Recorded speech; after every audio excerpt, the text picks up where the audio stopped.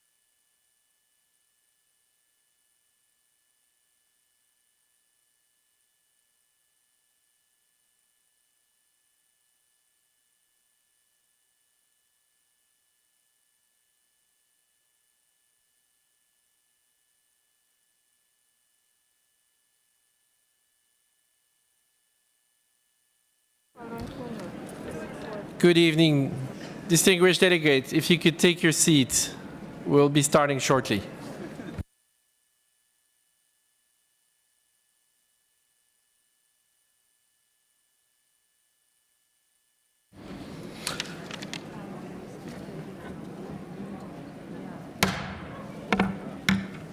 Distinguished delegates, we have reached the final day of the final meeting of the open-ended working group on the post-2020 Global Biodiversity Framework. Our 4 years of working together have come to an end over these 3 very productive days. We will begin by hearing reports back from each of the 5 contact groups that discussed draft elements of the post-2020 Global Biodiversity Framework under Agenda Item 4. We will then review the text of the post-2020 Global Biodiversity Framework we have prepared as contained in CRP 1 to 5. We will then hear a report back from Contact Group 5 under Agenda Item 5.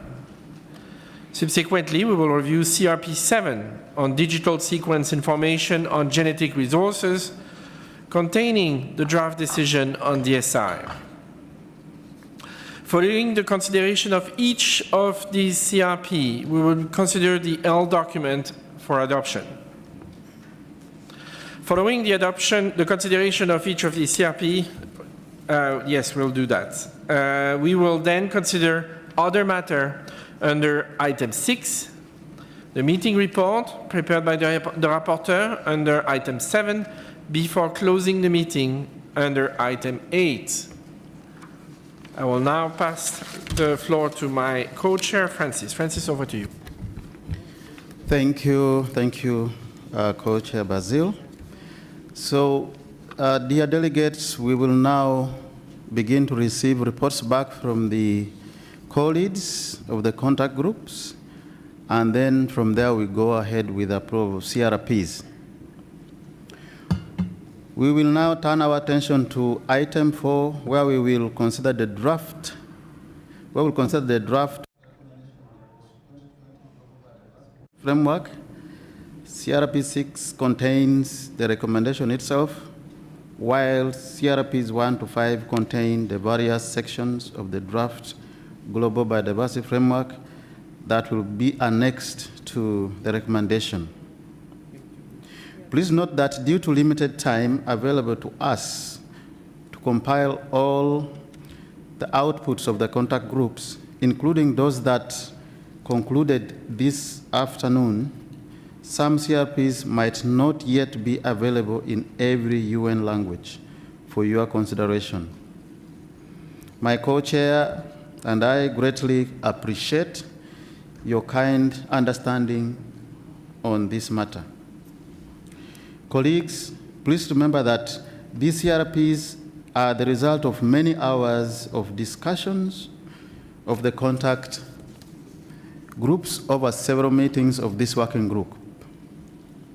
I urge you to refrain from raising any new issues that have not been previously discussed at the contact groups. I appeal to you to review the documents only in terms of whether they correctly reflect the results of the contact group deliberations. Please do not request the floor for editorial oral translation issues. Please notify the Secretariat in writing in case you observe any editorial or translation issues. Now, let's turn to receiving the report back from Contact Group 1. So with those explanations, I would like to begin by requesting a report back from Contact Group 1. This group was co-led by Mr. Gao Ziyang of China and Mr. Nobe Balichor of Switzerland. I would now like to give the floor to Mr. Gao Ziyang. Gao, you have the floor. Thank you, Mr. Co-Chairs. Contact Group 1 met from 10 a.m. to 2 p.m. today, the Monday, 5th December and was collated by myself from China and my colleague Norbert from Switzerland. The contact group had an interactive discussion on goal C, then B, and then A. We spent a bit more than 1 hour on each goal. For all these 3 goals, we agreed that the starting point would be the IG text. On goal C, there was an alternative proposal for goal C, which was introduced by one party.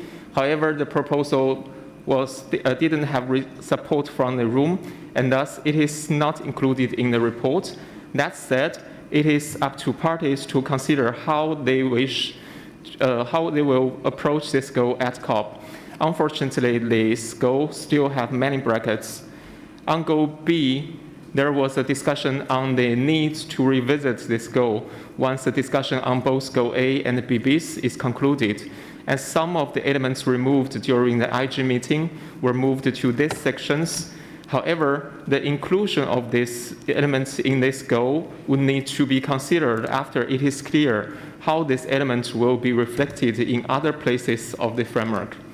On goal A, the group discussed the starting point for the negotiation. My colleague and I proposed to start with option 2. However, there was not agreement on starting on option 2, but there was an agreement that a decision needed to be made. My co-lead and I are recommending that option 2 be the starting point during COP, while both the text of option 1 and option 2 are forwarded to COP. This text of goal A was not discussed. My colleague and I would like to thank delegates for their engagement, and it was a pleasure for us to working with all delegates involved in Contact Group 1. Thank you, Co-Chair.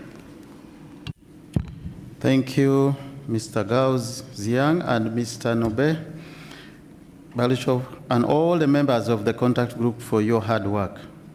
Dear delegates, before we consider CRP1, I would like to invite the Secretariat to pass on if we have some editorial before we consider CRP1. Secretariat. Thank you, Chair. In the middle of hard hours of preparing CRP during the day, there was some error made, so we omitted some footnote. So in CRP1, there is a second page, goal D. We need to include a footnote next to goal D, which would read as follows. The conference of the parties may also use the text produced by the informal group in its consideration. Full stop. Thank you. Thank you, Secretariat. Dear delegates, I would now like to submit CRP1 on goals A to D for your review and approval. The CRP contains the outcomes of Contact Group 1.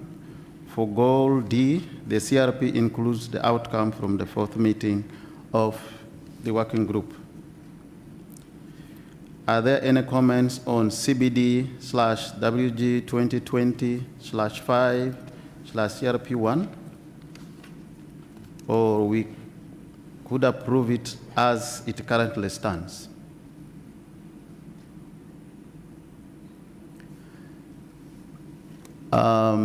Czech Republic. Thank you, Chair. Just to correct, we are speaking on behalf of the European Union and its member states. And we believe that the CRP is fine as the text stands. But we would have a comment with regards to the footnote 1 for the goal A.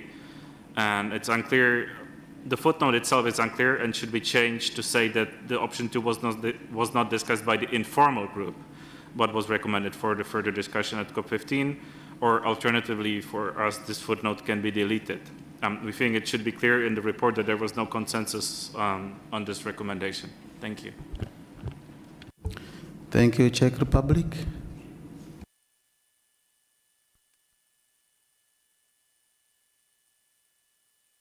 Yeah, I'm informed Secretary captured that. Namibia.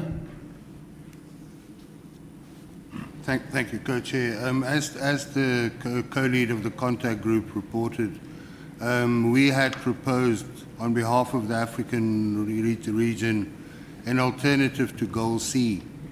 I think there must have been a misunderstanding. We were observant of the time. We didn't take the floor, all 54 countries. And so maybe the co-leads erred in their assessment that it was only one country proposing the text and there was no support for it. I seek your guidance as to whether we should reintroduce it now or simply reserve our right to reintroduce it when this is reopened at COP. Thank you.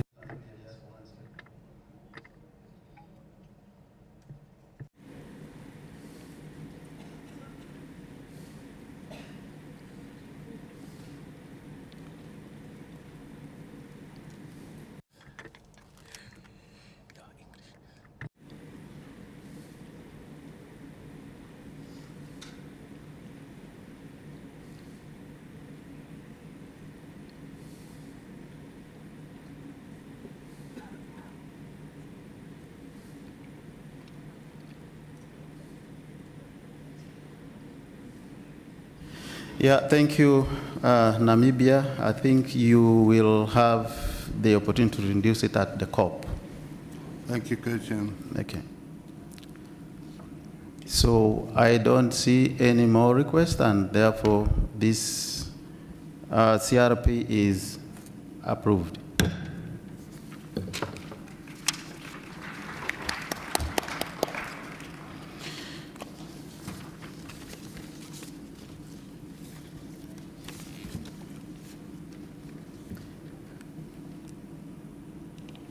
I'll now like to invite the co-leads of Contact Group 2 to report back on the work of that group. This group was co-led by Ms. Tiona Kachava of Georgia and Ms. Rosemary Patterson of New Zealand. I would now like to give the floor to Ms. Kachava.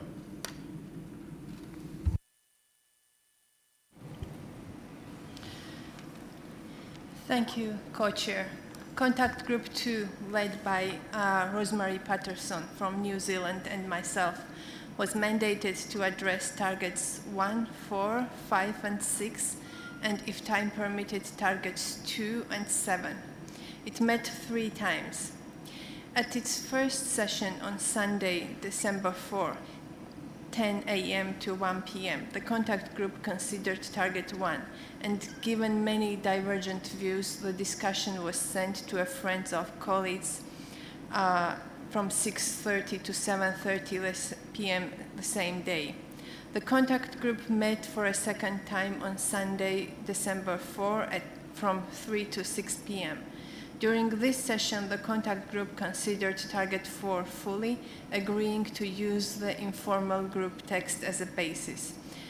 Thereafter, the group began consideration of target 5 and also agreed to proceed on the basis of the informal group text. The second meeting of the contact group adjourned at 6 p.m. Over the 2 sessions, interventions were heard from 26 parties, Substa Chair, and 1 observer. Bolivia joined through Interactio Online. The Friends of Colleagues on Target 1 met twice, from 6:30 to 7:30 p.m. December 4, and from 10 to 10:30 a.m. on December 5, and was chaired by Reinhard Schniedrich from Switzerland, with mandate to agree on the structure of the target and to agree inter alia on the wording relating to ecosystems and areas. The group progressed in separating the text into 3 sections with options and brackets, and this text was agreed to send to the contact group. Contact Group 2 met for a 3rd session on December 5 from 10:30 a.m. to 1 p.m. to continue the discussion on Target 5, followed by Target 6, and to decide how to handle the text of remaining targets. At its 3rd meeting, the Contact Group 2 completed consideration of Target 5. On one point for target 5, it was agreed to delete text specifying fisheries, mariculture, aquaculture, and forestry, if glossary included this in the definition of wild species. The contact group heard a report back from the Friends of the Colleagues group on target 1.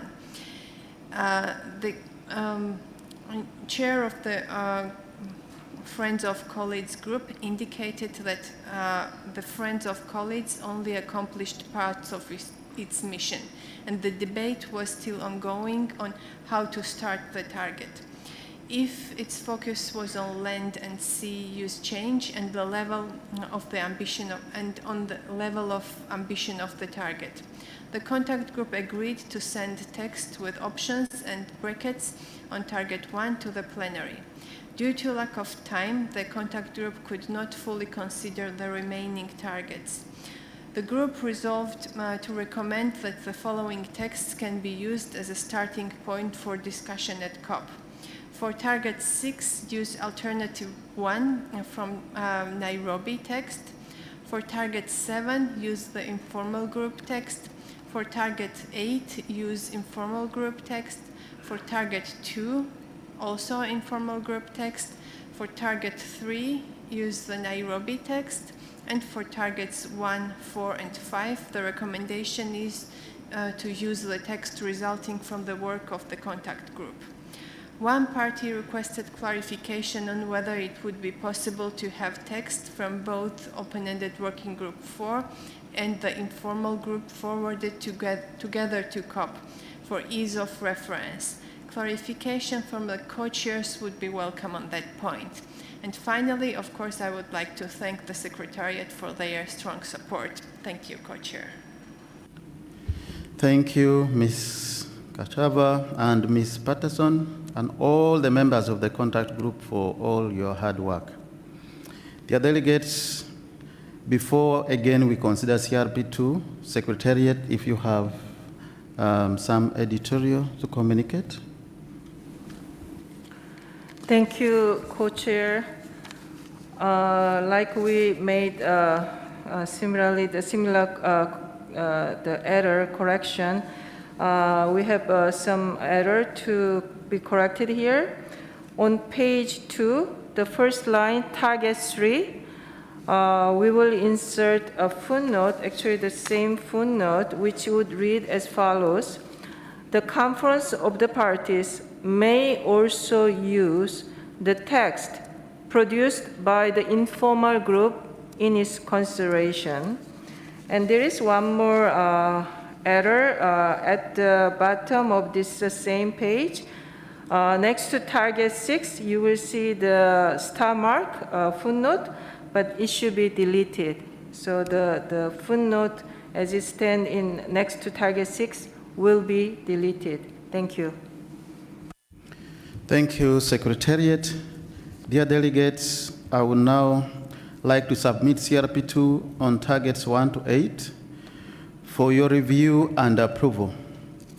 The CRP contains the outcomes of contact group 2. For the chapeau paragraph on section D on the targets, the CRP includes the outcome from the 4th meeting of the working group. Are there any comments on CBD/WG2020-05/CRP2, or it can be approved as it is currently stands? I have European Union, followed by Argentina. European Union. Thank you, Chair. I'm again speaking on behalf of the EU and its member states, this time from the correct microphone. In general, we consider the CRP as a very good basis for the next discussion, and we have just a minor comments, one general and one specific. The general comment is that we would like for it to be much clearer which targets were taken from which source. So it should be much clearer that the target 3 was taken from the Nairobi text, targets 2, 7, and 8 were taken from the informal group, and targets 1, 4, 5, and 6 were taken from the contact group negotiations from this meeting. This was the general remark, and then the specific remark is with regards to target 1, where we believe that one of the square brackets is misplaced, and that regards the subsection 2b, where the intact ecosystems are mentioned. We believe in the current text there's just the word intact in square brackets, while we believe that both words intact and ecosystems should be in the square brackets as it was negotiated in the contact group. Thank you very much. Thank you, European Union. I think those comments, we are taking them on board. And I do recall that the colleague did point out to us which details regarding the targets, which ones were, taken from which meeting. So that will be reflected. And also this particular one, that consistency, we'll see how to reflect it. Now, Argentina. Gracias, señor. Thank you, Chair.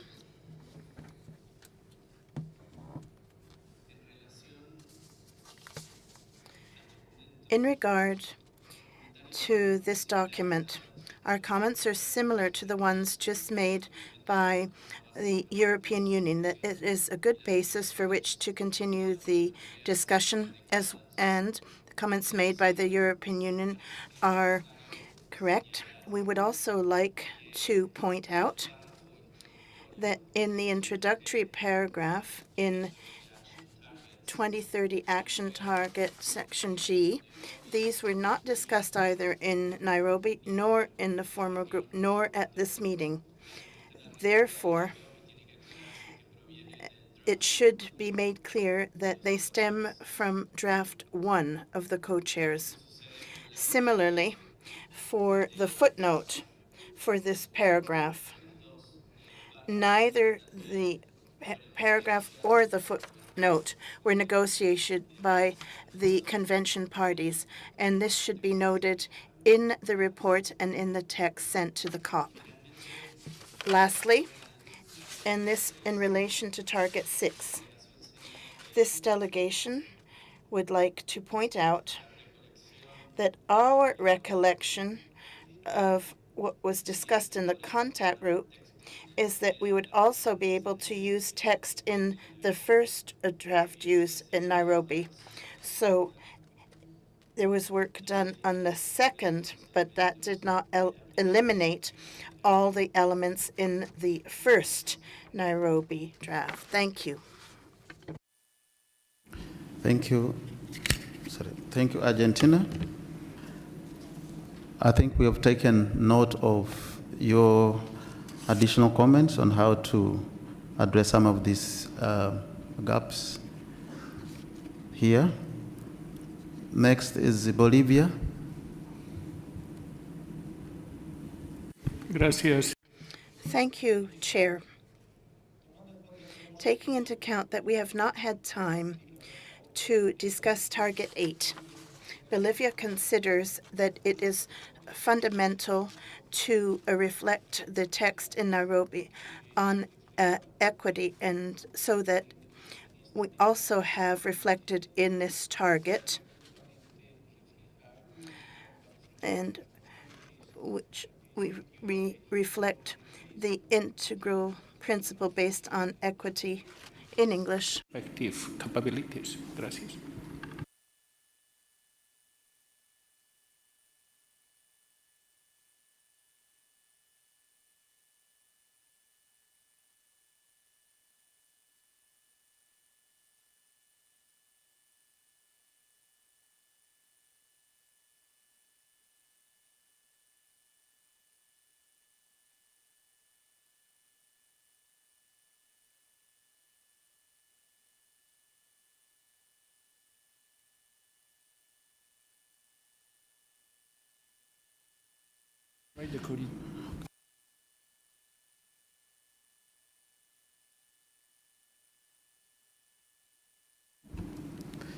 Thank you, Bolivia. We have taken note of what you've raised. I think let's get it back from the colleagues, whether the issue you have raised here was raised in the contact group. So back to the colleagues of contact group 1 to 8.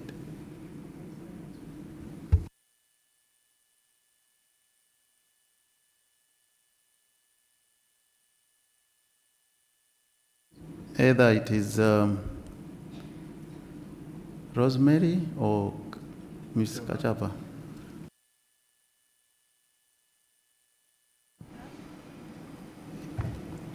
Yes, Georgia, you have the floor. Yes. As far as I remember, this issue was not raised at the contact group. But however, we can check our notes as well.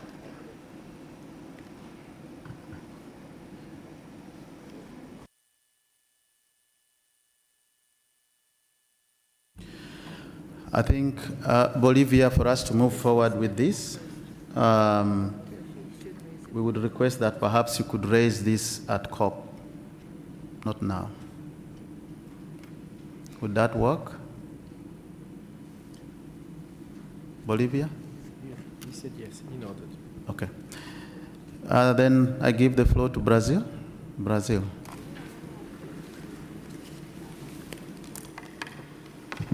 Thank you very much, Mr. Co-Chair, and I start thanking and congratulating our colleagues for helping us arriving at this result that we consider a good basis. I just want very quickly to support the comments made by my colleague from Argentina regarding the second G to clearly reflect the discussions we had in this contact group. But I also want to recollect regarding target 1, there was a proposal to include brackets, and I don't recall that suggestion during the contact groups either. And I want for the 5th or 10th time recall that this 2B is a Brazilian proposal to try to be a bridging proposal to get consensus in this target. And I would like that my proposal would be kept in brackets that was proposed by Brazil in the understanding that would be the test to achieve commitment, and no brackets inside the brackets from bringing to possible would be included. Thank you. Thank you, Brazil. If I may get back to you, are you meaning the bracket that was introduced on ecosystems?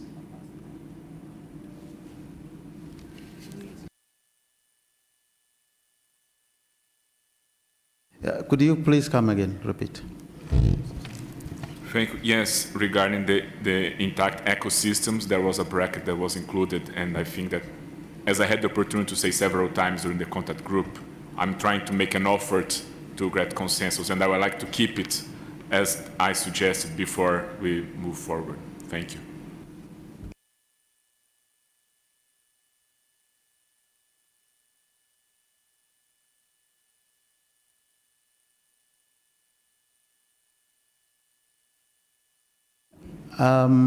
Brazil, just one point I need you to clarify for us here at the podium. We are getting mixed up a little. Are you on 2B? Yes. Yes. So if you're on 2B, and you're saying that on ecosystem, which I think the EU said should be bracketed, so you're saying, are you agreeing with that, or? Thank you, Mr. Co-Chair, and apologize for coming back again. No, I'm saying that I don't agree, as I don't agree with the brackets that I understand is a mistake in that there is brackets on S, importance S. There should be no brackets there either.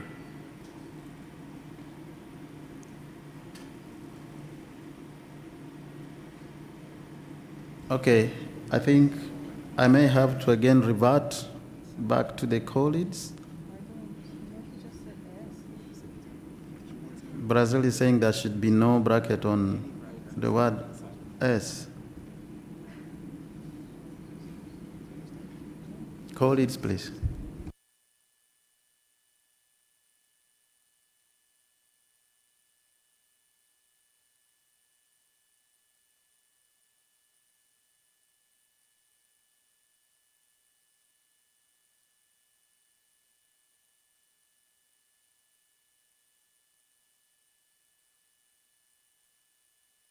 Okay, I give the floor to Georgia. Thank you, Chair. So at the end of the contact group, we had brackets around the S, as I checked at the moment.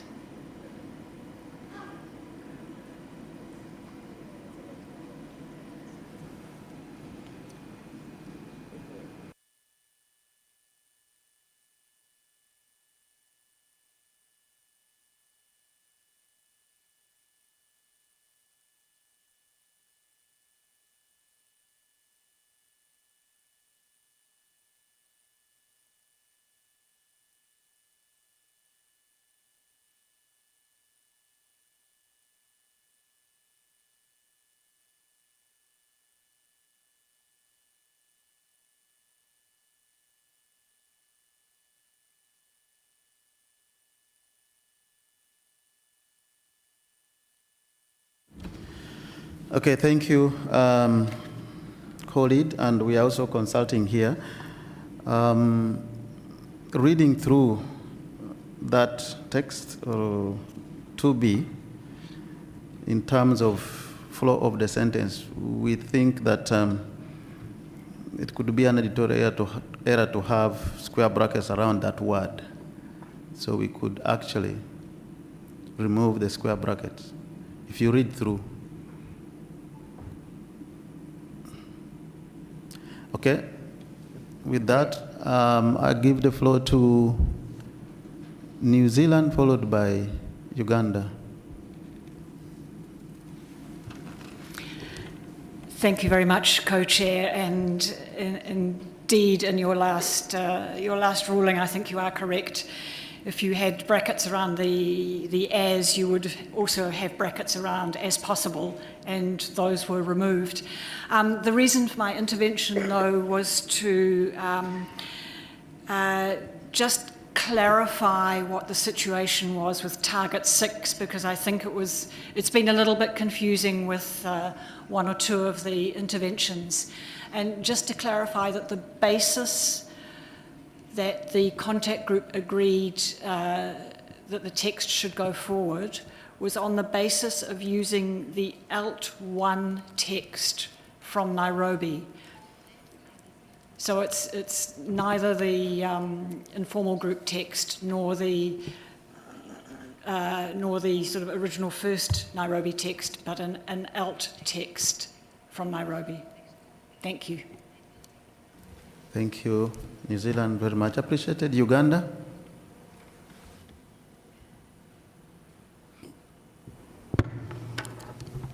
Thank you very much, Co-Chair. Uganda would like to confirm that we participated in the contact group 2, and regarding 2B, we did place brackets on the word intact ecosystems. So we just wanted to confirm with that clarification that we bracketed intact ecosystems because we are not comfortable with that formulation. Thank you, Uganda. Of course, intact was in a square bracket, but EU took the floor to say we needed to make some adjustment there, just a thing to be consistent with 2A, perhaps, that we also put ecosystems in bracket. So we actually would say then you have a bracket that starts immediately before intact, and then you have another which ends at ecosystem. So that bracket, which was only for intact, would be removed, one of it there, so that the two. Yes. I think there is a misunderstanding. Give the floor to the European Union. Maybe let me give the floor to EU, European Union. Yeah, thank you, Chair. Indeed, I believe we might have been misunderstood. We just wanted to move the end of the brackets behind ecosystems, so it would be intact ecosystems in one square brackets, as it was suggested by Uganda, as it was actually agreed in the contact group. So that was our proposal. Not to add new square brackets, just to move the end of the square bracket. Thank you. Just a minute, just a minute.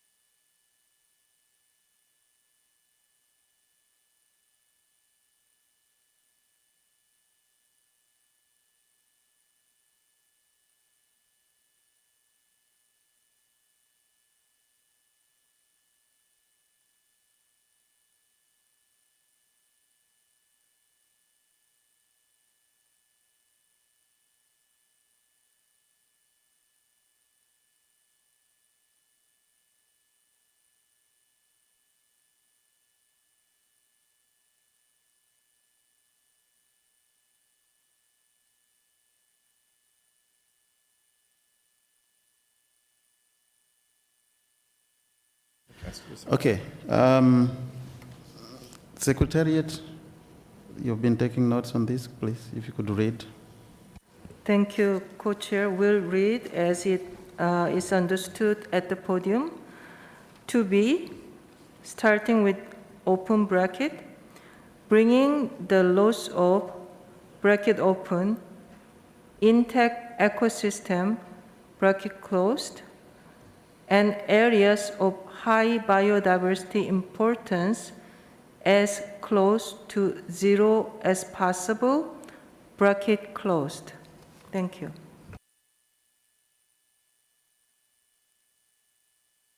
Okay.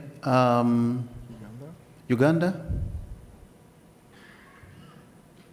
Do they read for you again, Uganda? Oh, Uganda. Co-Chair, we are fine with that correction. Okay, thank you. Argentina? Gracias. Thank you very much, Chair. This delegation thanks the co-lead of this contact group for these clarifications for Target 6. Now, in regard to our election, it was that there was consensus on working on this, but not that it be the only text or the only elements contained in this text that would be taken into consideration, because there was no final discussion on Alt 1. So this delegation wants to clarify that there could also be reference to developing Alt 1 with the text in Target 6 of Nairobi. There's only one element that is very important for this delegation that's missing in version 1 in the pathways. And because we did not have time to discuss Alt 1, we would like it to be noted that this is the basis of the discussion without prejudice to the possibility of contributing other elements that are not included there. Thank you very much.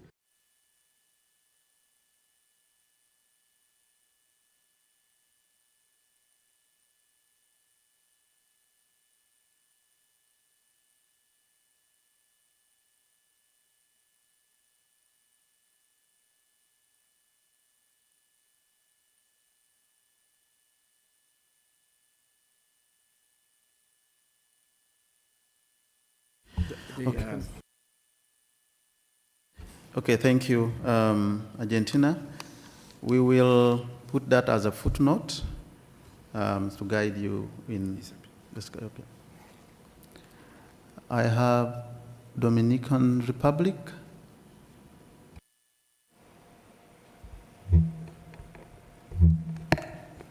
Thank you, Co-Chair.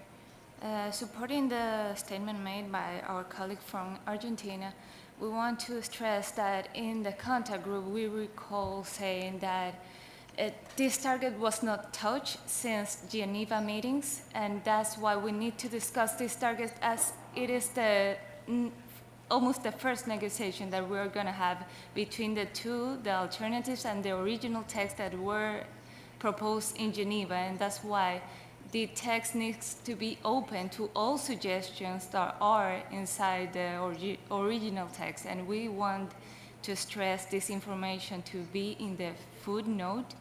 And not only that we can address all the issues that are in the original text, but we want to stress the issue that this target has not been touched since the Geneva meetings. And that's why this negotiation needs to be open at the COP. Thank you, Dominican Republic. We've taken note of that. I think you are building on further from what was submitted by Argentina. So, dear delegates, okay, Togo.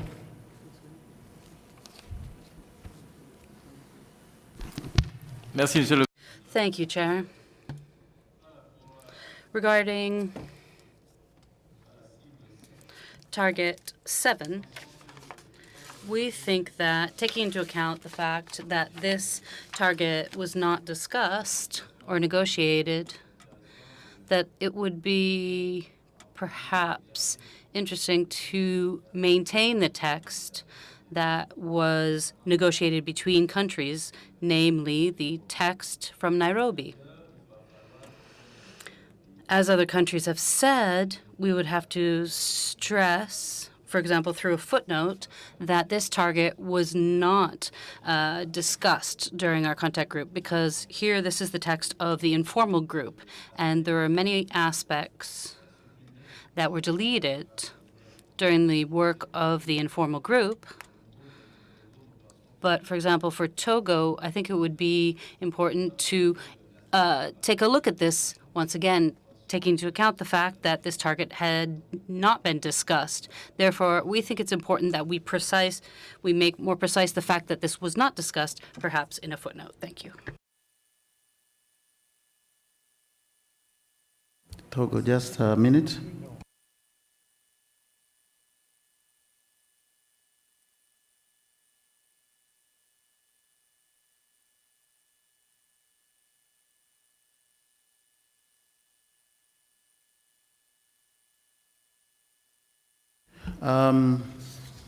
Togo, I think we have a footnote on the very, very first page down there.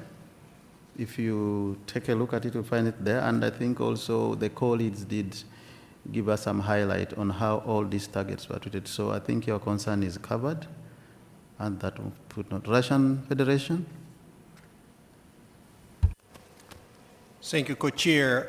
It seems that a number of parties are coming with similar requests. So then we suggest probably on the first page to have a footnote clearly stating, first of all, which targets were not discussed here. Clearly identify also targets which derived from informal group and which are based on Nairobi text. And then, of course, from our perspective, but we also can put it as I think Argentina proposed, a clear text. Although, of course, we are easy about it because we believe that COP is a body which can do whatever COP want to do. So for us, it's absolutely open mandate to bring any text from Nairobi, from Rome, so from first Nairobi, or from informal Montreal. So for us, it's pretty clear. But to make a comfort for parties, we may clearly state in the footnote that those targets we didn't discuss here, whether they provide the text from informal group or from Nairobi, they, without prejudice, can be actually amended with any elements, whether from Nairobi text or from informal group. So that's probably will give some parties more comfort. And do it once for the entire CRP, that it's applied to all targets we didn't discuss. Maybe that will help us instead of doing several footnotes, just one on the first page. Thank you. Thank you, Russian Republic. I think we've talked about that. Yes, we are going to make those editorial changes. And we hope, of course, when we go to the COP that can facilitate us to move relatively fast. So, dear colleagues, dear delegates, if with this understanding now, and those editorial changes are going to be made, I therefore say that CBD/WG2020-05 CRP2 is approved with those changes.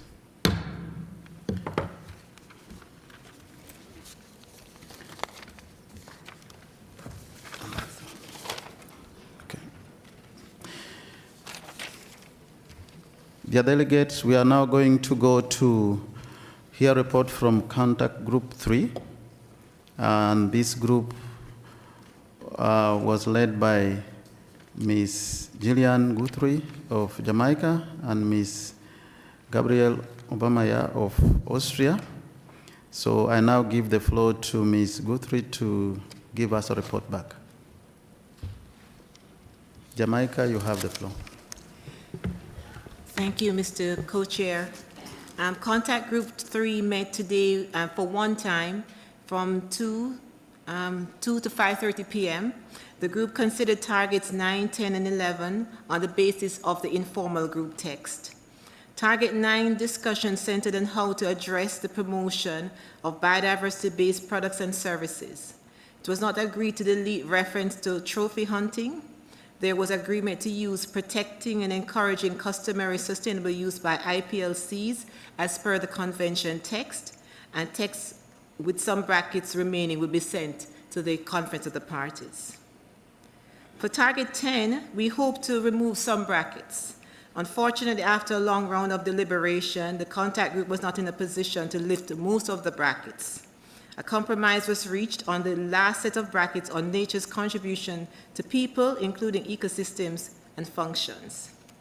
For target 10, there was an interest to bring some elements from the Nairobi text on agroecological principles or approaches, cooperation with custodians of biodiversity, sustainable intensification, biotechnology and subsidies.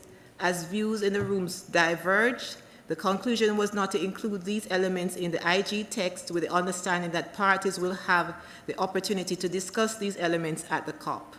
Mr. Co-Chair, I'd like to pause here to say that there is an error in the CRP because there were several texts that were brought from the Nairobi text which are not reflected in the CRP. We put them under the target that we discussed, and so those should be listed in the CRP. So we ask the Secretary to make that correction so that when the parties sit again to discuss this target, those elements can also be taken into account. For target 11, the brackets were lifted around soil health. Of course, one of our colleagues mentioned that today was World Soil Day. A few elements from the Nairobi text were brought back as bracketed text.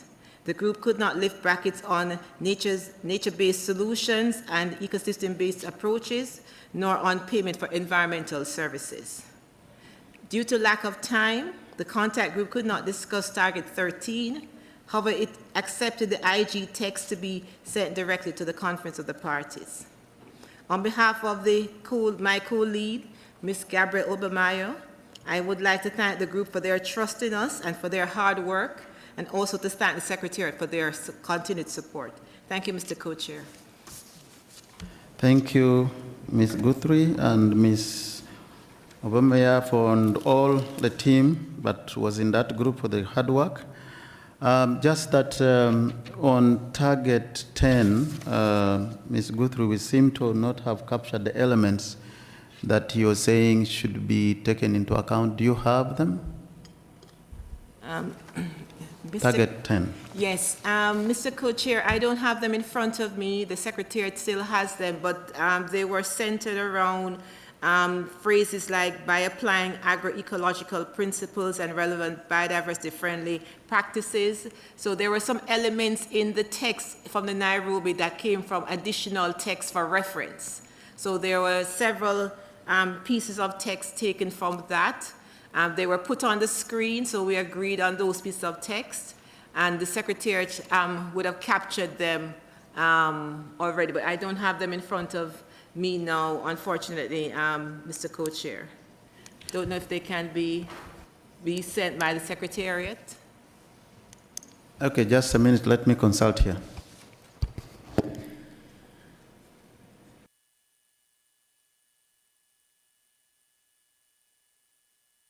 Okay, Secretariat is checking for that detail. So dear delegates, I would now like to submit CRP. Yes, thank you, Co-Chair. As we wait for those.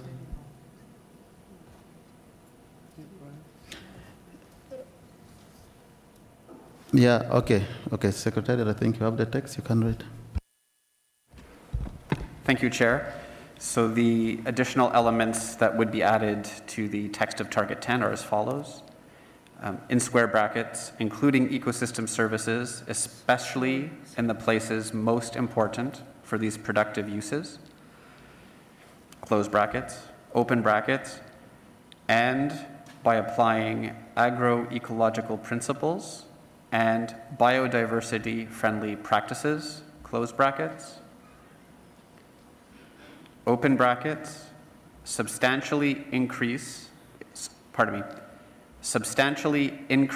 sustainable intensification through innovation, including by scaling up beneficial biotechnology applications for agricultural productivity and stimulating the development of climate-resilient crops, eliminating and phasing out trade-distorting agricultural subsidies, supporting the establishment of seed banks in developing countries, close brackets, and lastly, open brackets, and develop sector-specific action plans for sustainable use based on agroecology and ecosystem approaches and environmental principles, and in close cooperation with custodians of biodiversity, in particular, smallholder farmers, indigenous food systems, and women, close brackets. Thank you, Chair. Thank you, Secretariat. So that is the text that is going to be added to Target 10.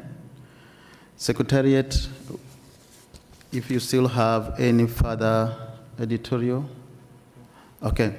So, dear delegates, I would now like to submit CRP 3 on Target 9 to 13 with those changes you've had for review and approval.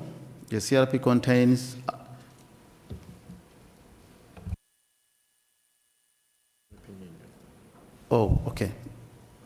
Jamaica? Apologies, Mr. Co-Chair and colleagues. There was another text that also was raised around agroecological issues. So the text that reads at least 25% of agricultural land is under agroecological or other biodiversity-friendly practices. That portion of the text also, Mr. Co-Chair, was also raised in the contact group and should have been presented as part of the CRP. Not the substantive text, but the elements listed below what would have been the substantive parts of Target 10. Thank you, Mr. Co-Chair. Thank you, colleague. Let me find out if the Secretariat has got it. Okay. Could you come back and read at relatively good speed to be captured by the Secretariat? Jamaica, please. Yes, thank you, Mr. Co-Chair. My concern is that if the Secretariat could look, please, as I read, because I'm just reading my handwriting. So the text that relates to, in the additional reference text in the Nairobi paper, that relates to at least 25% of agricultural land is under agroecological or other biodiversity-friendly practices. So there's some text under the additional text for reference that relates to a percentage of agricultural land, and that part of the text should also be included as one of the elements on the target 10 to be taken into account by the parties when they negotiate this particular target in the COP. Thank you, Mr. Co-Chair. Thank you, Jamaica.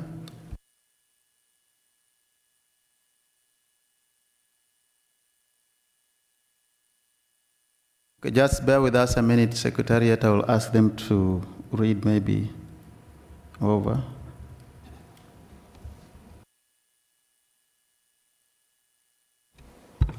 Thank you, Chair. The text would read, within brackets, at least 25% of agricultural land is managed under agroecological or other biodiversity-friendly practices. Thank you.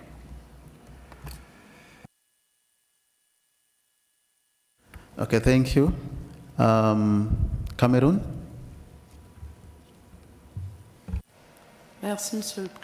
Thank you, Chair. I just wanted to provide clarification about what took place in the contact group. We did only discuss, we also discussed 13 and 12. So we were unable to fully discuss target 12.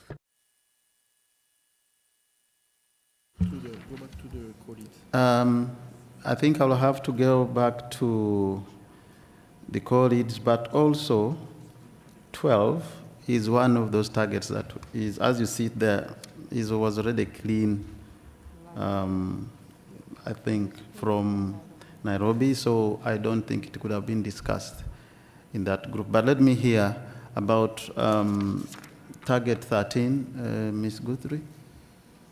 But I think target 12, that one, we didn't discuss it. It was already clean target from Nairobi. Ms. Guthrie, could you give some comment on target 13? Was it discussed?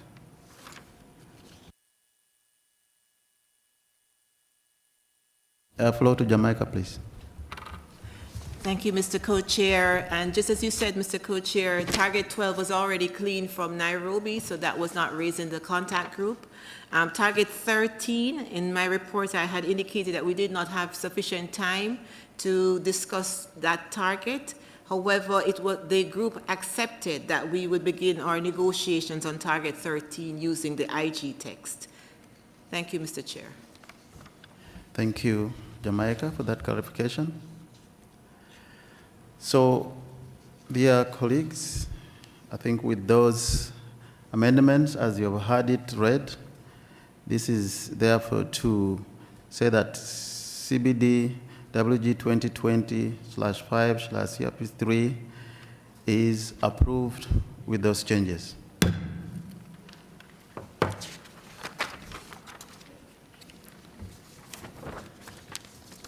We will now go to hear from Contact Group 4, and this group was led by Ms. Ann Taylor of the European Union and Mr. Jorge Morello of Colombia.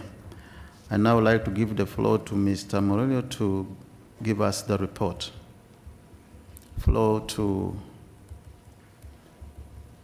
do I see Colombia being given the floor? Colombia. Thank you, Mr. Co-Chair. The group met 2 times in the afternoon of 3 of December and the evening of 4th December and considered targets 14 to 17 and targets 20 to 22, as well as the newly proposed target on One Health approach. We started the first session with a good pace and managed to deliver clean text for 3 targets of the Global Biodiversity Framework. Target 20 on knowledge, 21 on IPLCs, and 22 on gender. An understanding was achieved on cleaning target 21 while having a reference to the UN Declaration on Rights of Indigenous Peoples in section B bis. On target 17 on biosafety, we decided to establish informal consultations to allow parties to unlock discussions on related elements within brackets in the target. We appreciate the willingness of Mr. Wim Fleming of the United Kingdom to facilitate these informal exchanges. During the second session of the contact group in the meeting in the evening of December 4th, we received the report of the informal consultations on target 17. While the parties had a useful exchange, they could not agree on compromise text. And in light of this, my colleague and I presented possible compromise language and invited delegates to consider whether this could provide a basis for further negotiations at COP15. However, a number of delegates indicated that they were not in a position to accept this text. As a result, the text produced by the informal group was sent to COP for further negotiations. On target 14 on mainstreaming biodiversity in public sector and 15 on mainstreaming biodiversity in private sector, the contact group achieved only little progress, despite various proposals that were raised to find compromise and find flexibility. We appreciate the constructive approach from those parties that presented possible bridging solutions and expect this can be considered at COP15 to clean the targets. On target 16, the group only agreed to use the Montreal text prepared by the informal group as a basis for further work, but due to the late hour, we could not embark on further discussing it. Mr. Co-Chair, the group had a procedural discussion on the status of new targets that had been proposed before and recalled at the open-ended working group 4, and which had been reflected in paragraph 38 of the report of the open-ended working group 4, but not in the Nairobi text of the post-2020 Global Biodiversity Framework. One party introduced language from its proposed target into target 14. However, several parties objected to this insertion on procedural grounds and requested the new language to be captured outside the text of target 14. The proponent party objected this approach. In addition, a party proposed introducing new language that was not reflected in the Nairobi text, which was objected on procedural grounds and therefore reflected outside the text of target 14. As regards to the newly proposed target on One Health approach, several delegates raised concerns for introducing a new target for consideration at this late stage and challenged the procedural grounds applied to allow its tabling. We explained, however, that the target was part of the report of the open-ended working group 4 text, and no opposition was received when it was tabled during the first session of the contact group. On the content of the target, the party that raised the proposal expressed preliminary openness to not having the target if the issue was rightly accommodated in sections B, Bs. Mr. Chair, I wish to highlight that the CRP published did not accurately reflect these discussions, since the target on the One Health approach should be reflected within brackets.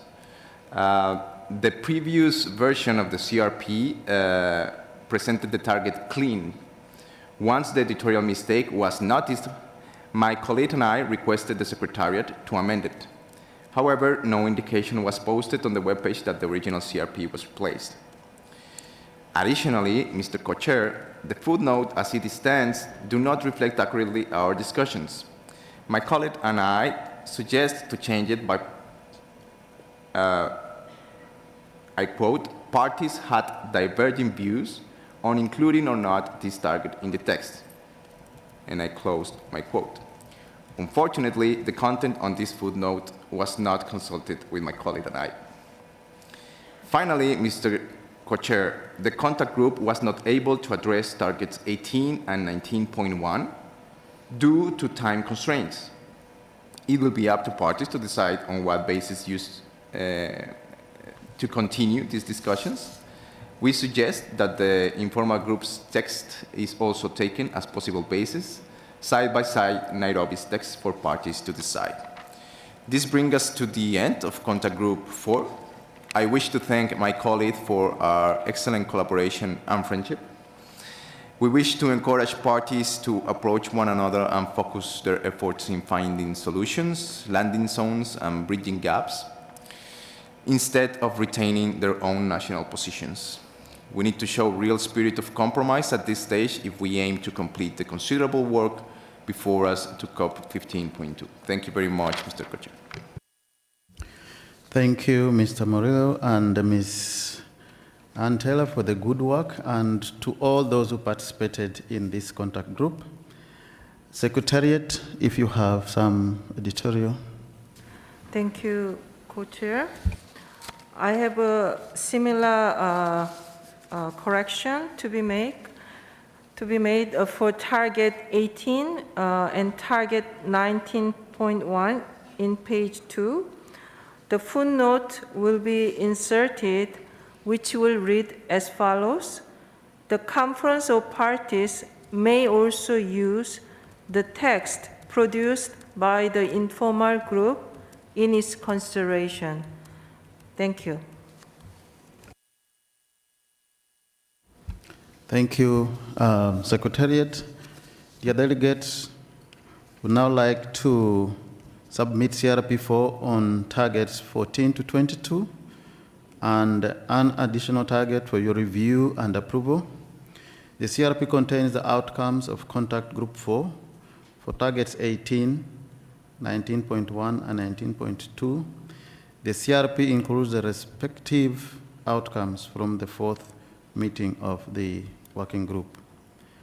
Are there any comments on this CRP? Namibia?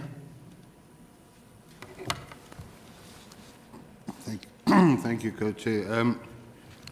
Yes, in Nairobi, when the additional target on 1/2 was proposed, Namibia proposed an alternative target, what we at 23 alt, we would also be amenable to it becoming target 24.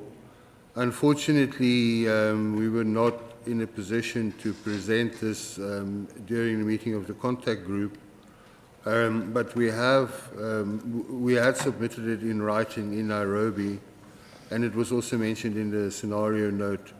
The target basically addresses what we perceive to be a problem with including the 1/2 approach in the global biodiversity framework, which is that 1/2 has not adequately, until very recently, not at all considered the ABS and DSI implications of hoovering up the world's pathogens and then putting them at the mercy of the pharmaceutical industry without any benefit sharing arrangements.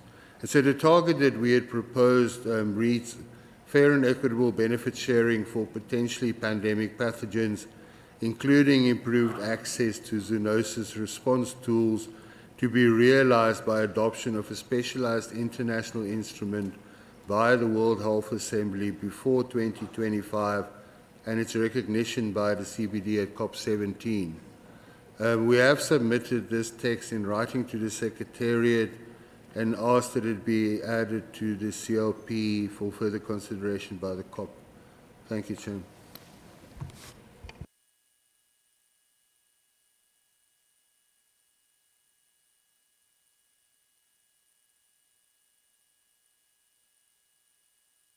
Okay, thank you, Namibia. That will be included in the CRP in brackets. I have now Bolivia followed by Norway. Thank you, Chair. A clarification for target 15. Well, we see paragraphs A, B, C, D, and then in the next we see in English. Rights and the rights to Mother Earth. So es necesario. So it would be necessary to incorporate letter E and this statement and separate this from the rest of the text, which follows in order to significantly reduce. That should be separated. I don't know if what I'm saying is clear, but the follow a rights-based approach should be under letter E. And regarding the target, we believe in regard to this target that it should be in brackets because there's no consensus about including the new target. Yeah, thank you. Bolivia Secretariat? Yes, please. I think that point you raised has been captured by the Secretariat, and it will be, that change will be made. Secretariat, please. Thank you, Chair. Yes, indeed, that is it's an editorial mistake. What should have been the last bullet in that list was combined with the text below it. So in fact, it should be a separate bullet. So the additional, well, the bullet would read follow, in brackets, follow a rights-based approach, close brackets, open brackets, including human rights and the rights of Mother Earth, close brackets. So it's not new text, it's just the bullet was lost in the moving of the text. Thank you, Chair, and apologies. Thank you, Secretariat. And Bolivia, I think that addresses your concern. Norway? Thank you. Sorry, these have to come off, I understand. So regarding the first text that's in brackets below the main text on target 14 through determining cross-sectoral goals and sector-specific goals for sustainable use. That is text from Norway's 14 bis proposal that was tabled in Nairobi via the plenary.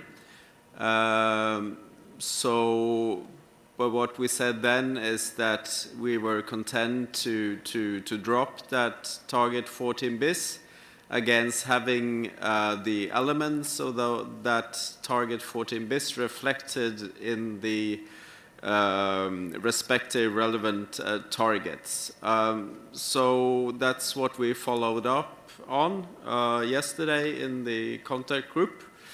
But there seems to have been some confusion in the contact group about the procedural grounds for doing so. But so from our point of view, we have a clear procedural ground for putting that text into to target 14. Thank you. Thank you. Norway, just give us a minute here.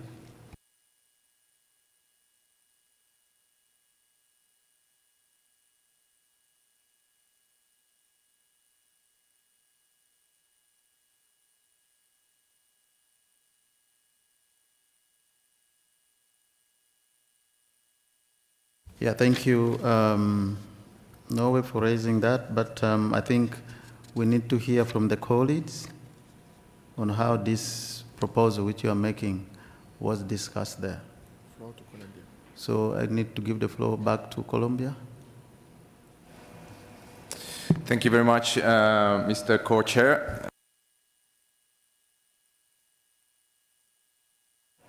Thank you. So on the proposed target, we made it very clear since the very beginning of the session of the contact group that we will work within the mandate that was provided by the Secretariat.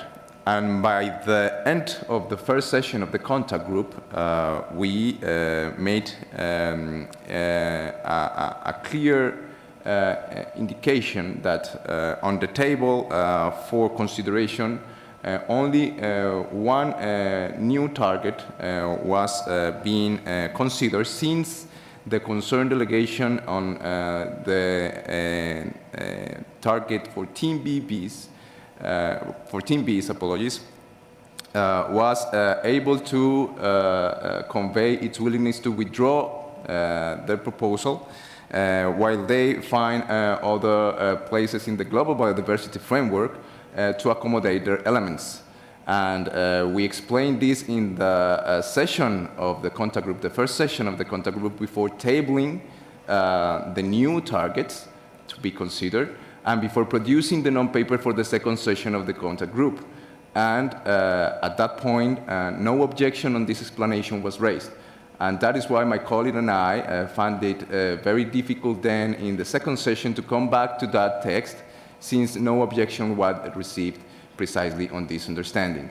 That is why, Mr. Co-Chair, when referring to new targets, given the mandate that you provided and after the discussion we had in the first session of the contact group, only one target is being considered. I hope that helps. Thank you, Colombia.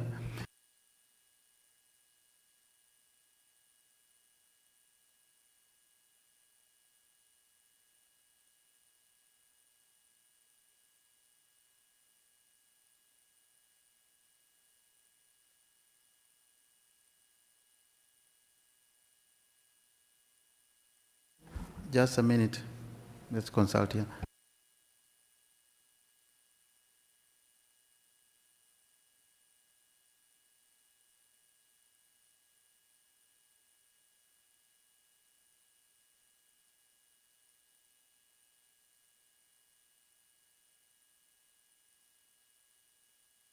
Thank you, Colombia, for that explanation.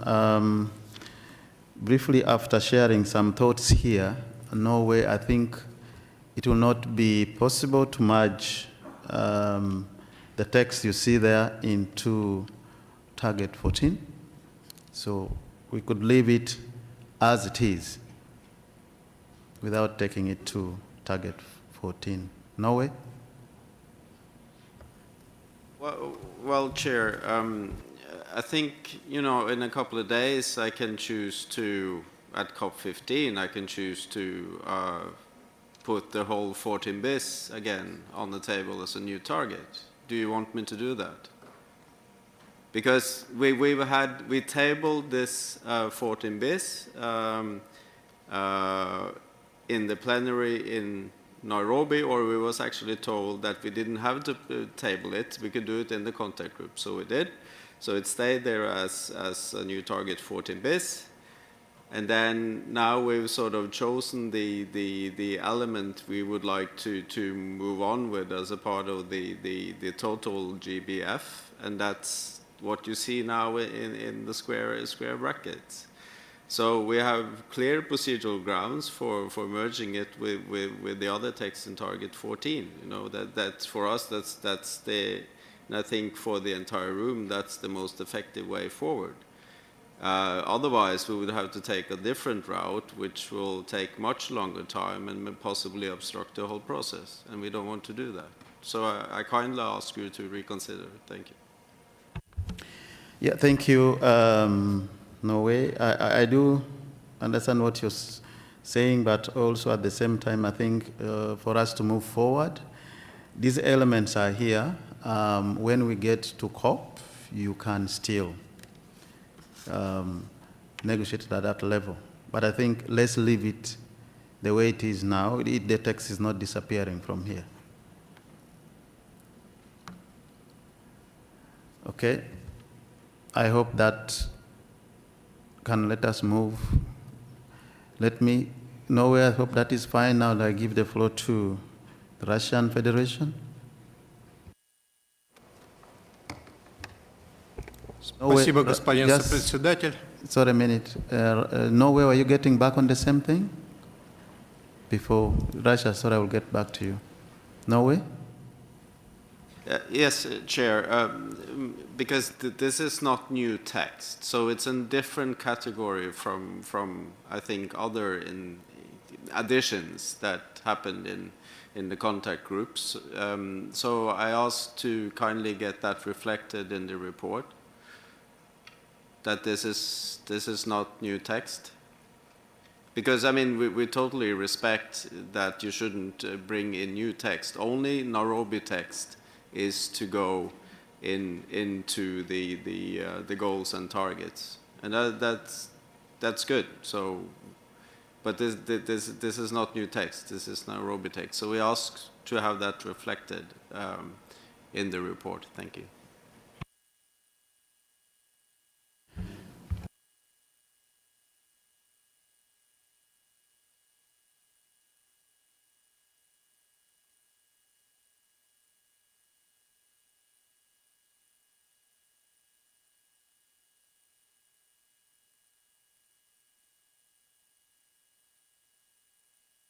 Just a minute.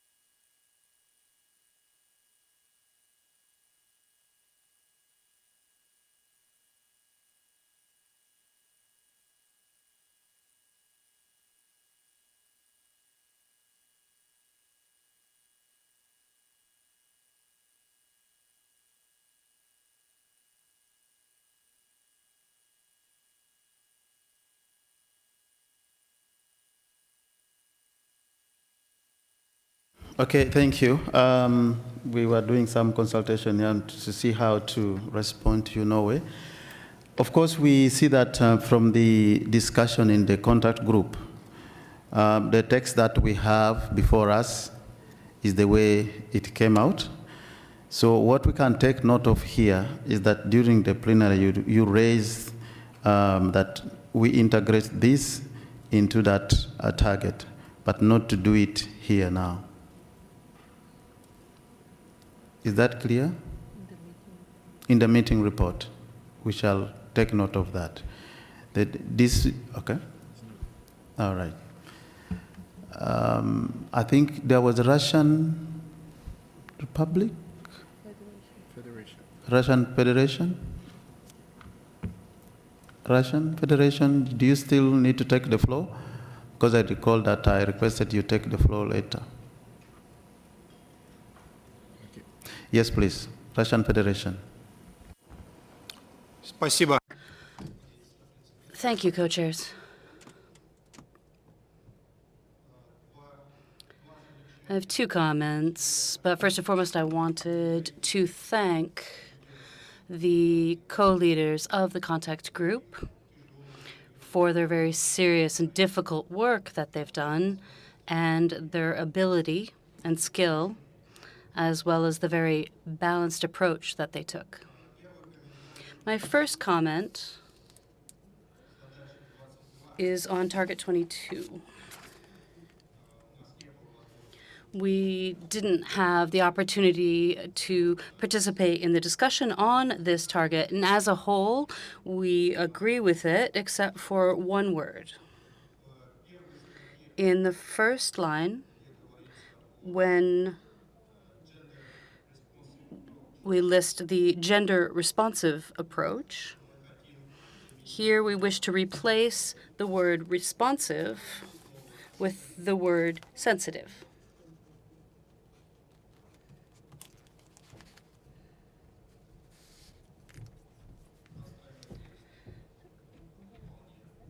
The rest of the text of this target is fully acceptable. The second comment is regarding the additional target.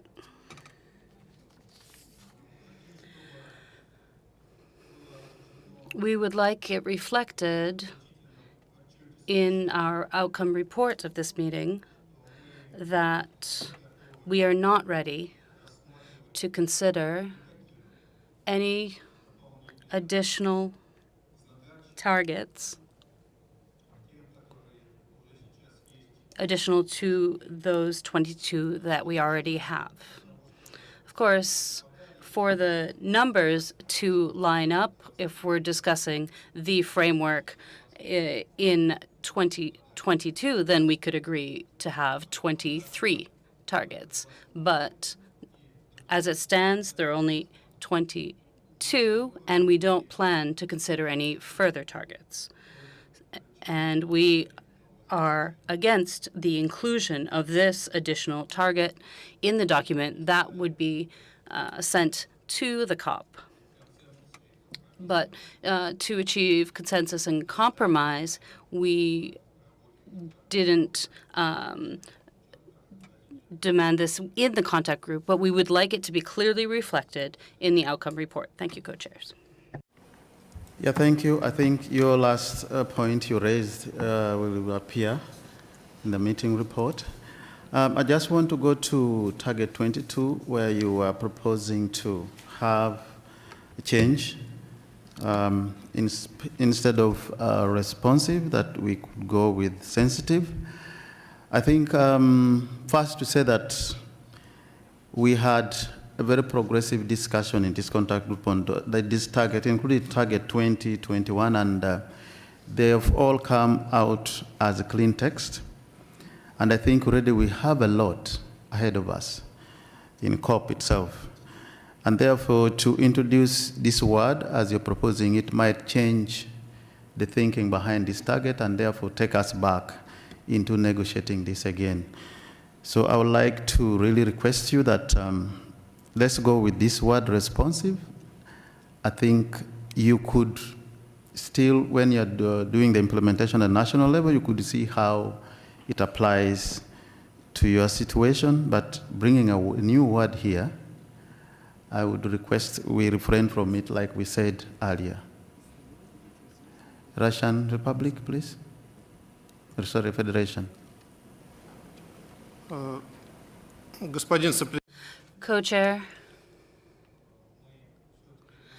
we would nevertheless ask that the word sensitive be included. It's a word that we're using. We won't go into any details on other sections of the text. We will leave that for the COP. But in this document, target 22, here we want to see the word sensitive. Let me just consult 1 minute.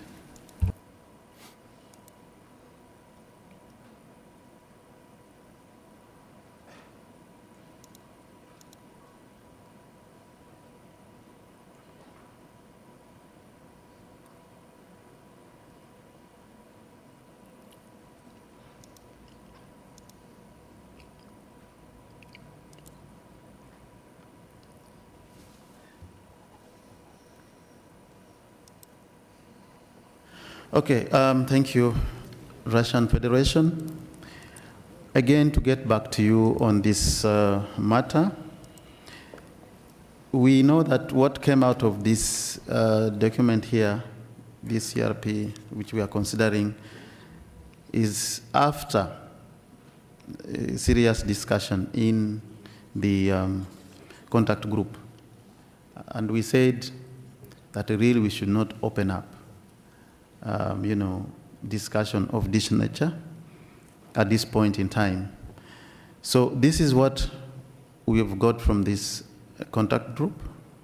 If you have those views you want to raise, I think you could then raise it at COP. But for now, let's leave this text. I would request you will leave this text as it is. Russian Federation. Distinguished co-chair, I wish to recall that we, during the plenary session where we discussed the we are in a plenary session where we're discussing CRP documents, and we can propose changes that we as countries believe are necessary. So we would insist that this change be made right now to the text.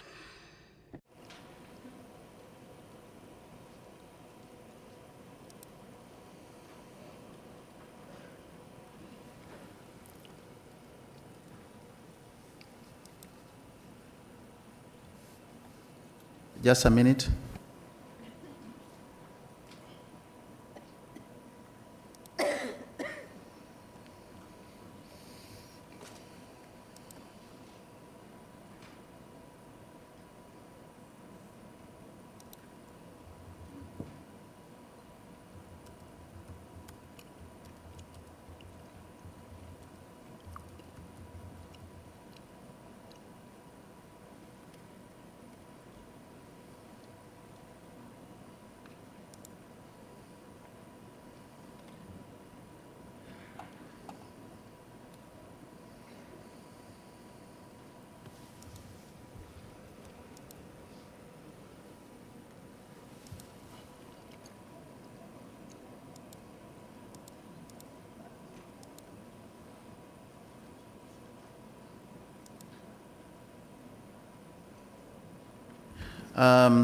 Russian Federation, one much more appeal to you, that in our communication we did say that we should be checking that this is a reflection of what happened in the contact groups.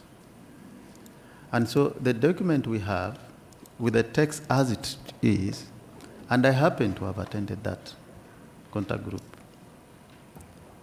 is a reflection of what took place in that contact group. So without taking us too much behind on this particular target, let's go with the report that we've got from this working group as it is, because it reflects what happened there. Otherwise, once we take the route you're proposing, I'm not so sure what happens next. So, I'm not so sure, because there could be just somebody willing already to tell me another word. so, уважаемый сопредседатель, Distinguished co-chair, I nevertheless insist that this word be included. As a matter of fact, I could propose other alternatives. The entire target, therefore, would be in brackets. And once again, I wish to recall and remind both the organizers of the conference and you, co-chairs, that two of our experts who were supposed to be here have yet to receive their visas, and it's unclear whether they will be able to arrive. I was unable to be present in all of the meetings that have been held, and therefore, I leave you with the choice, either to include this word or to place the entire target in square brackets.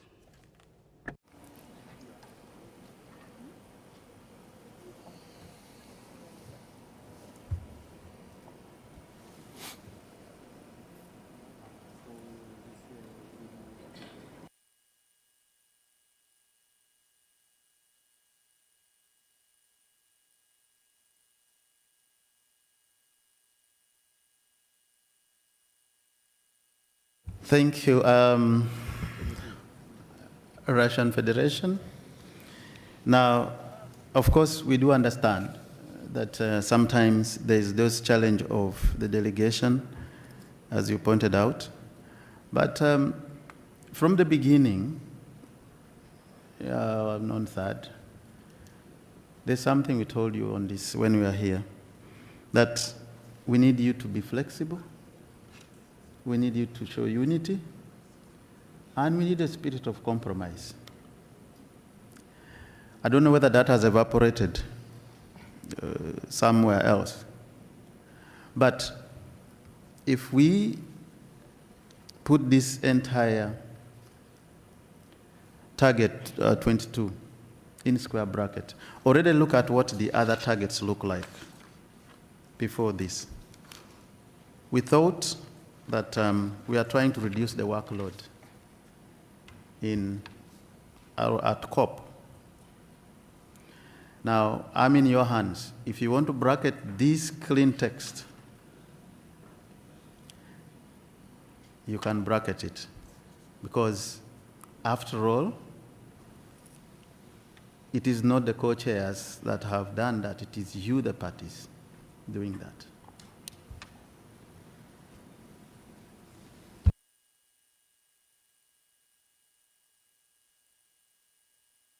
So, Russian Federation, I would like to give you some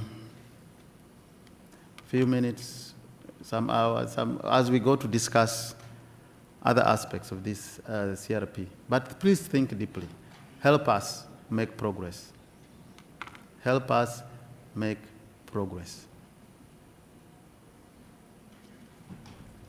Okay, so I will now give the floor to European Union. I will get back to the Russian Federation later. European Union. Thank you, Chair. I don't think it's really necessary to just recall that the EU strongly supports on the Target 22 the wording that is captured in the CRP, but we do.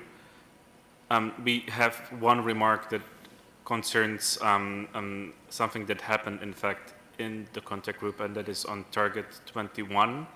And I think part of the agreement to go forward on that target was to keep a placeholder on UNDRIP, on the reference to the UNDRIP, pending the discussion on BBIS. And we would like to put it in there as it's not at the moment captured. Thank you very much. We can have that. Thank you, EU. We could have that indicated in the report. Yeah? Okay. United Kingdom. Thank you very, excuse me. Thank you very much, Mr. Co-Chair. The United Kingdom would just like to take the opportunity to thank the co-leads of this contact group for their very effective work and to all the parties who took part in discussions. The United Kingdom, of course, recognises the right of every party to deposit in the report of the meeting their views on the additional target proposal that we've raised. I think it might just be worth, for the benefit of the room, observing that the target that we have proposed wasn't actually proposed in Nairobi. It was actually proposed in the online meeting, the third meeting of the open-ended working group in September 2021. So it is probably time that we move beyond calling it a new target. The reality is simply that we just haven't found time in amongst all the very busy things that we've been doing since September to talk about it. So we hope that delegates will consider it in that context and that light, and we very much look forward to discussing it with them at COP. Thank you. Thank you, United Kingdom. Now, I do not have any other requests. I will get Mexico, then Russian Federation. Mexico. Muchísimas gracias. Thank you very much, Co-Chair. We are concerned that at this point in time a new procedure is being proposed when all of the for all the previous items the recommendation has been that what other item is suspending will be examined at COP. So there's been flexibility that new items get moved to the COP. We don't think it is the time to bring in new terms that have not been discussed. There's been extensive discussion, and the distinguished delegate from the United Kingdom has mentioned the third online meeting and also the Geneva meetings. There was detailed explanations on the term gender responsive. Now is not the time to incorporate a new term that has not been discussed amongst the parties. We think it would be more appropriate to raise this in the COP. We have, from the time of Costa Rica, Mexico, and other countries have pushed to have this specific target because there has been much concern with regard to other targets that gender responsiveness has not been reflected. Therefore, this has the support of many delegations over the course of many months, and we are concerned that procedure would be changed and would impede such very constructive work that's been underway. Thank you very much. Thank you, Mexico. I have Chile, then followed by Colombia.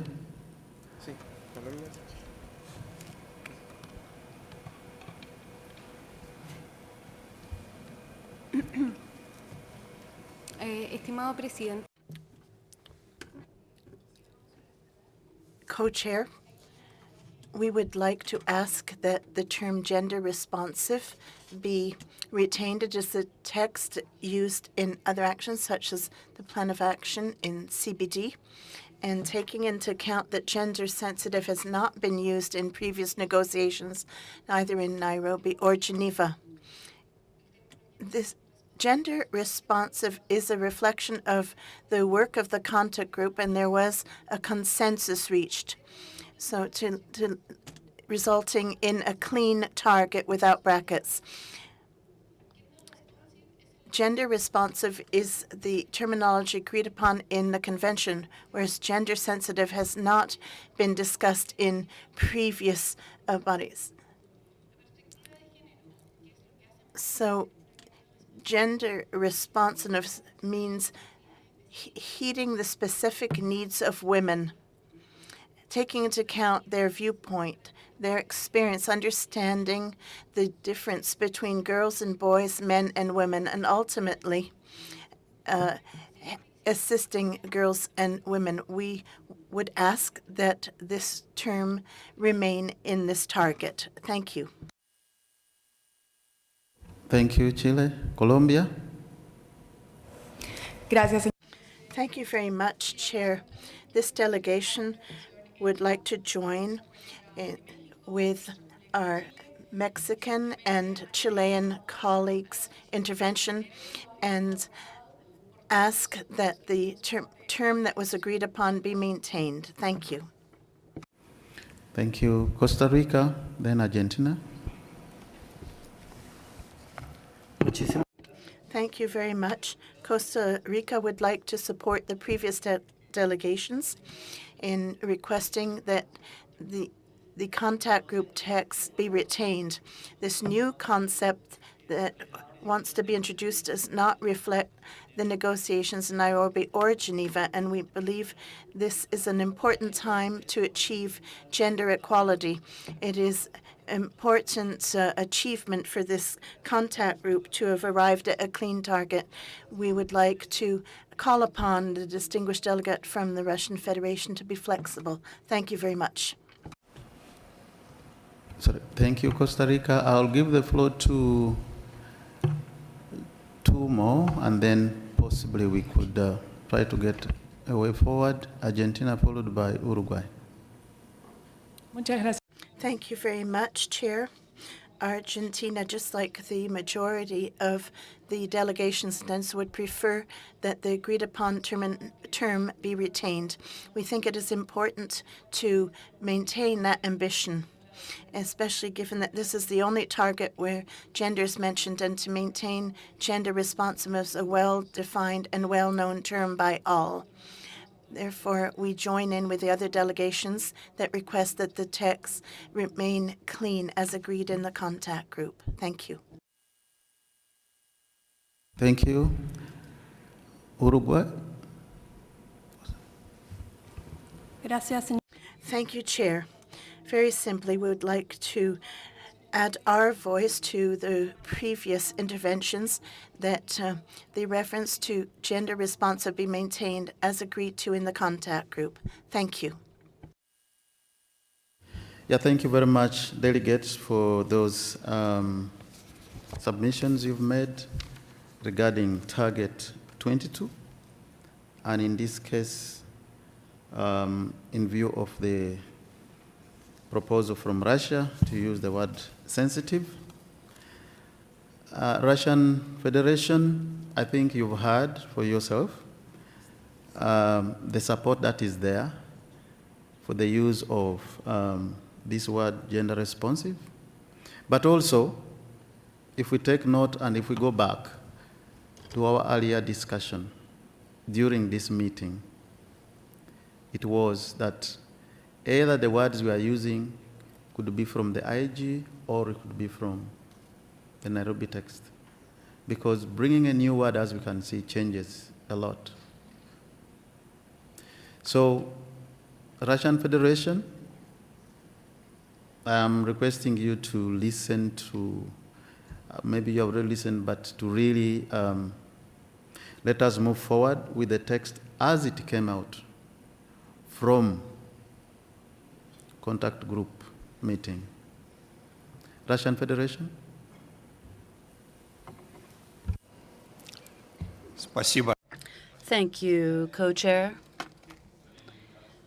We've led to we had a good discussion with the leaders of the contact group and the president of the COP. Unfortunately, we don't have a great choice in terms of what we can do, and other options, B and C, I think are worse than option A. Therefore, we would propose the easiest option to simply replace one word. We don't want to have to use the other options that I have, or rather that I would have to then voice. I would rather not list them. So this would be the easiest option, one that would not force me to move on to options B and C. Therefore, please, would you be able to accept our minor change and replacement of one single word? Thank you, Russian Federation. You may be seeing it as minor, but there is also very strong support for us to, you go along with the word responsive, gender responsive. So to move forward so that we don't keep going back and forth on this, dear delegates, unfortunately, very unfortunately, this target, and I feel for it, this target has to be in square bracket. That is the sad moment in this meeting, I have to say.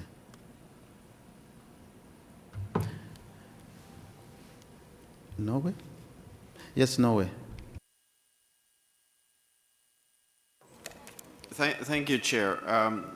Just one sort of procedural observation, that consensus doesn't necessarily mean that we all have to agree. With consensus in the UN system means that you've exhausted every effort to try to make everyone agree, right? And what I hear here is that there is consensus in the room, because we've now tried to get Russia to abstain from changing the text. So then we don't have to square bracket anything. Thank you. I hear you, Norway. At this point, I'm afraid we have to move on. And sadly, we have to find time to open this bracket at COP, just in about 1 or 2 days' time from now. So with this, dear delegates, we have reduced one target to square bracket here. Not expected, but there is a writer from the UK, if I remember his name very well, Era Geoffrey Archer. He said, the unexpected always happens. Yeah? So here we are. But please, let's just, if it is still on this, unless I'm hearing that the Russian Federation is allowing us to go with the text as it came clean, But otherwise, we can keep going on in circles over this, and we are not going to move it. I only need flexibility from the Russian Federation. I've pleaded, and I think I can't plead no more. So, anything different from Colombia? Yes, Colombia. Gracias, señor. Thank you, Chair. Before I proceed with my comment, I would like to confirm. At this time, the proposal for moving forward that you've made is to maintain Target 22 entirely in brackets. If this is the case, I feel it obliged to advise you to move in a different direction, because the decision that you are making at this time is not taking into account the numerous hours of discussion that unfolded in the contact group to arrive at this target. And if at this time you're going to revive a discussion around of one term, what is sure is that the rest of the target required a great deal of effort to become clean. It is a pity that we are not able to respect the agreements that were reached within the contact group, because all of the parties in a very challenging process need a signal, or at least to have respect for good faith on this point, so that the contact groups know that what comes out of their work is respected. The global framework is a big package, so it's very important that the agreements reached in the contact groups is respected. But if there's no other alternative at this time to open the discussion, we should not put at risk all of the targets that we had discussed. Now, if you believe that it is time to leave something in brackets, it should be only one word for further discussion. So I ask you that it only be the word responsive that be sent for further discussion in COP.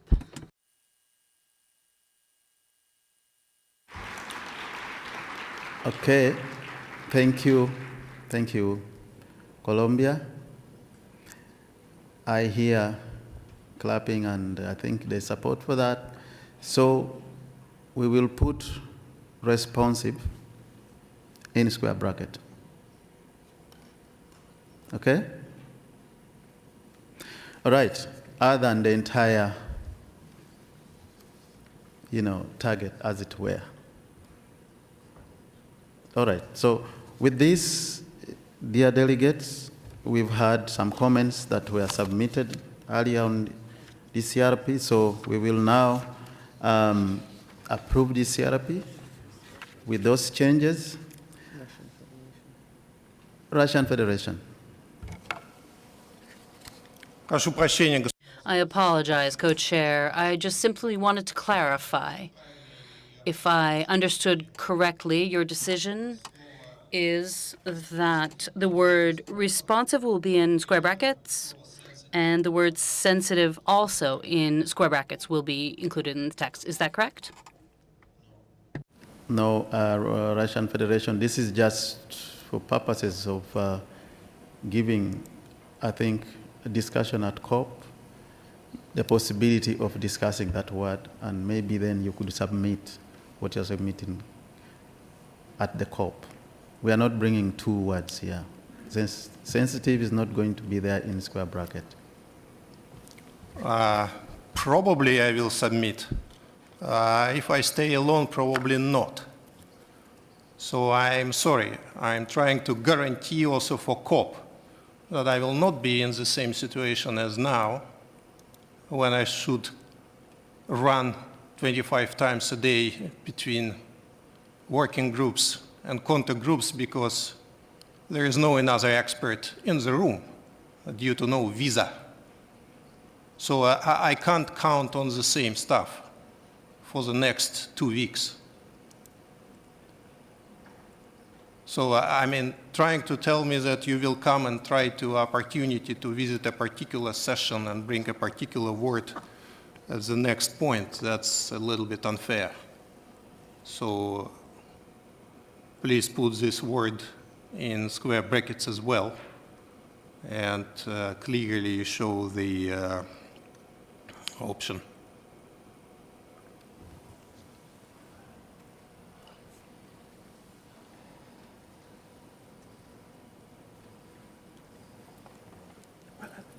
We're almost there. We're almost there. First of all.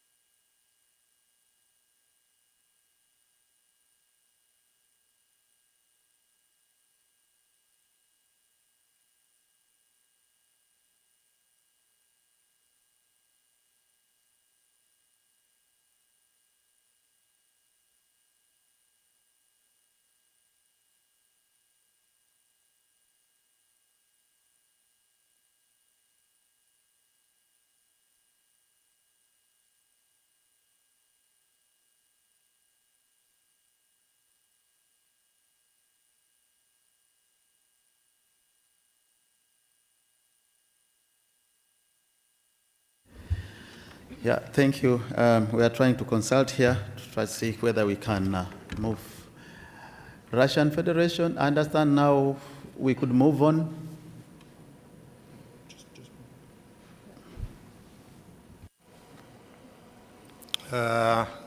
Co-chair, yes. Thanks to convincing power of one of the co-leads, as well as, of course, co-chairs as well. Thank you.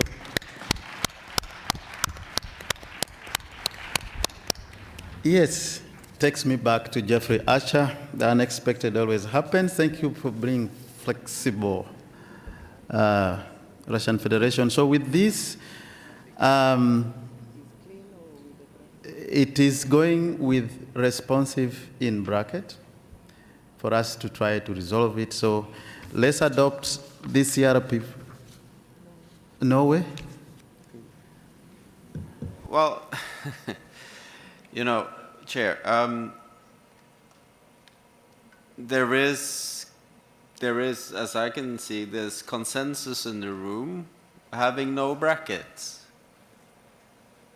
And if this is to be sort of the pattern just before the COP, I think it will get really difficult. You know, I would rather have a clean text and have Russian Federation's view reflected in a footnote. You know, otherwise this is going to get very difficult.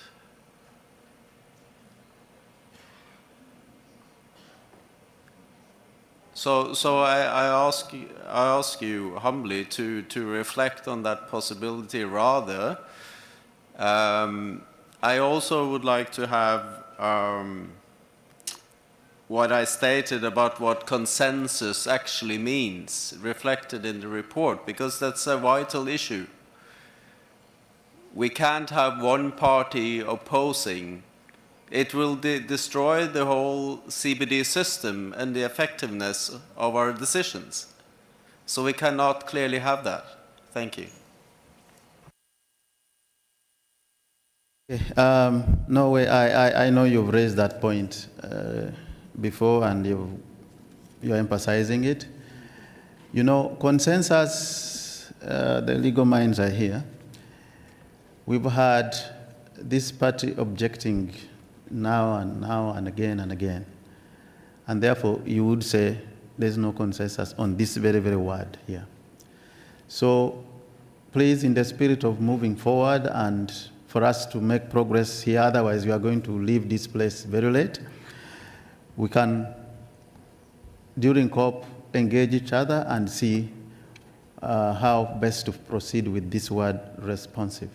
You never know, the Russian Federation could even agree with us at that point. Perhaps it's still going to consult a little.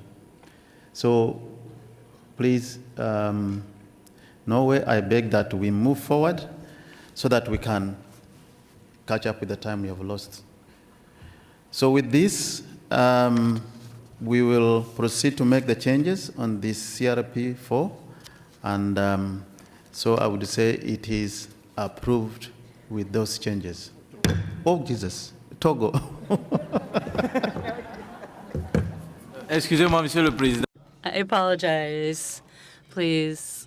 I didn't want to speak on the issue that was being discussed because the point of view that I wanted to share was not regarding that target. I want to discuss on behalf of the African group, target 17.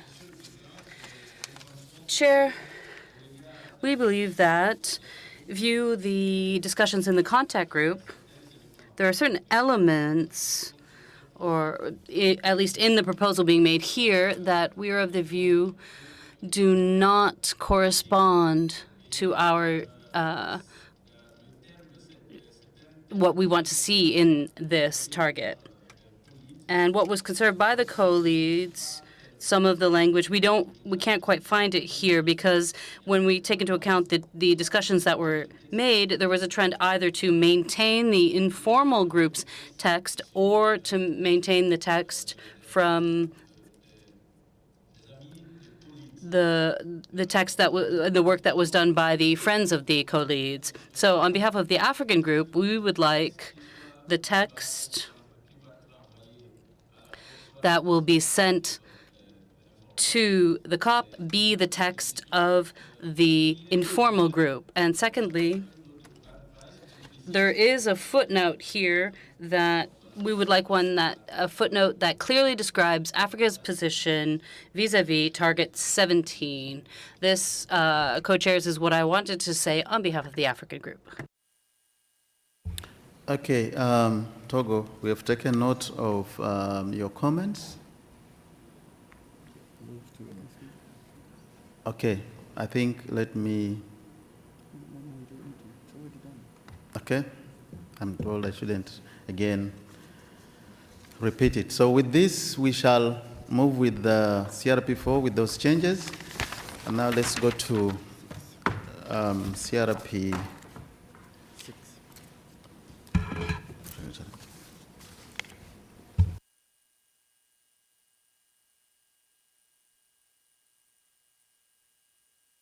We will now go to consider CRP 6, and this particular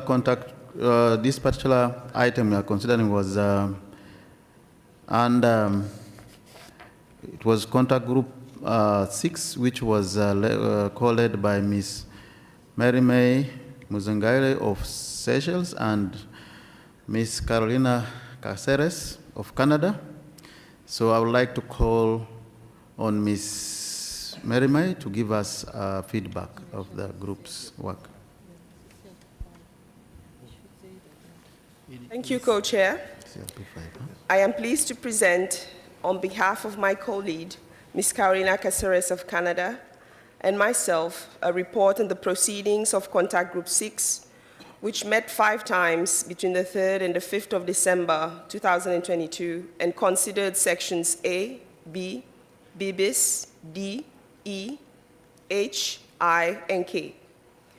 We would like to thank all participants in the contact group for their constructive contributions, flexibility, and spirit of compromise. The contact group spent the first 2 sessions on Saturday discussing sections A and B. The group reached consensus on paragraph 3 under section A and completed discussion of section B with some new brackets and textual amendments. A Friends of the Co-Leads group, facilitated by Ecuador, was established to address the divergences under section B.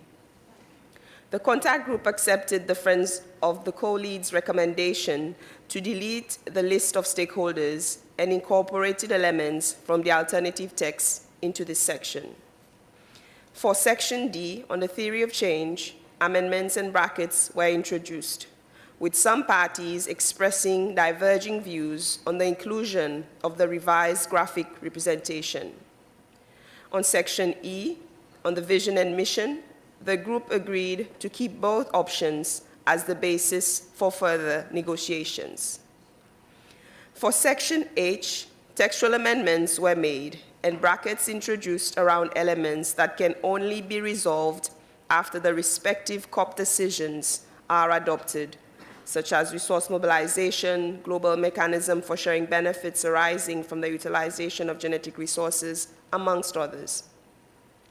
The group suggested that section H reflect the language being adopted elsewhere in the framework with respect to these issues. For section K, the group negotiated subparagraphs A to F, introducing new textual proposals and brackets. The group reached agreement on subparagraph E and did not have time to negotiate subparagraph G. The contact group partially considered section B bis during 3 sessions of the contact group. A Friends of the Co-Leads facilitated by Norway and Democratic Republic of Congo was established to consider its structure using the categories proposed by the Africa group, which included premises or principles, approaches, and enabling conditions.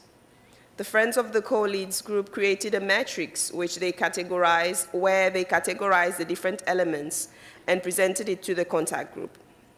The contact group decided to discuss elements following the logic of that matrix and managed to review paragraphs 9, 12, and 13. There were divergent views on whether to include all elements in section B bis of the IG report, as well as additional aspects from the Nairobi text and from Decision 1434. There was also a suggestion that some of the elements would be better placed in other sections or relevant COP decisions. The contact group agreed to forward the following textual elements for consideration by the parties during the COP. Section B bis, that would cover the fundamental premises, principles, guidelines, and approaches for the implementation of the framework. Section I, enabling conditions, other aspects identified by parties during the Friends discussion drawn from the Nairobi discussions, and Decision 1434. With this session, the contact group completed its mandate and prepared a conference room paper, reflected in conference room paper 5, for the consideration of this plenary. In concluding, my colleague and I would like to once again thank all of the participants in the contact group for their efforts throughout our sessions. We know at times the discussions were tough, but we are very grateful that you remain steadfast in the sessions. We would also like to express our immense thanks to the Secretariat staff who supported our discussions, as well as the technicians and moderators working behind the scenes to make sure our discussions could happen in an effective manner. I thank you, Co-Chair. Thank you. Thank you, Ms. Mary May, Jeremy Muzangaile of Seychelles, and Ms. Carolina Caceres of Canada, and all those who contributed immensely to this Contact Group 6 work. In my opening statement, I made reference to CRP 6. We are considering actually CRP 5. CRP 6 is yet to come. So, Secretariat, do you have some editorial? No. So, dear delegates, I would now like to submit CRP 5 on sections A to E and H to K for your review and approval. The CRP contains the outcomes of contact group 6. For sections C and J, the CRP includes the respective outcomes of the fourth meeting of the working group. So, do we have any comments? Or else we could approve the CRP as presented. European Union? Yes, apologies, Chair. We support CRP5. In fact, I was not quick enough to raise my flag with regards to the previous CRP, and we just wanted to support the statement of the African group with regards to the target 17. We also believe that the proposal that was on the table yesterday had many useful elements, and we would like to work with that in our further deliberations. Thank you. And we can support CRP 5. Thank you. European Union, Uganda? Thank you, co-chair, sorry. We wish to point out a small editorial error in CRP 5, Section C. Section A, paragraph 2 bis. Paragraph 2 bis of Section A. That error was carried over from the Nairobi text, and we overlooked this error during the review of Section A by the contact group. The error is in the third line of paragraph 2 bis. The error is the word "and." The word "and," which appears immediately before the word "integrated." So our request is to change the word from "and" to "an," just so we do not perpetuate the error further going into COP 15. Thank you, Co-Chair. Thank you. Uganda? We have taken note of that. Bolivia? Gracias. Thank you, Chair. In regard to the CRP, we have some observations in B bis. In the contact group, we asked that footnote number 5 on free prior informed consent be reflected and stay in brackets.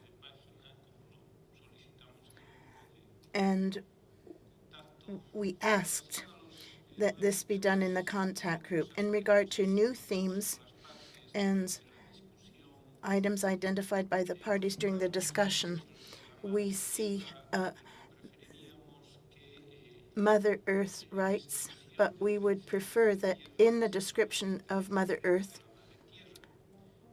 we just refer to Mother Earth, not all the other items that are included, like human rights, gender, that dilutes the concept of Mother Earth rights. And there are specific reference in the Nairobi text to Mother Earth, so we would like these reference to be included only.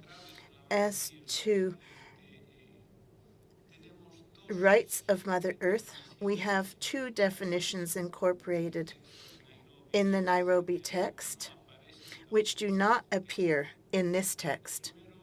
The first is a footnote, so for target 19.1 on actions centered on Mother Earth, and the definition is in the glossary.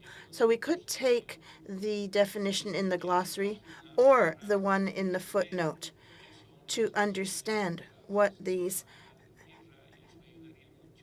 actions centered on Mother Earth, so that this is clear for discussions at the COP. This sums up our comments on this CRP.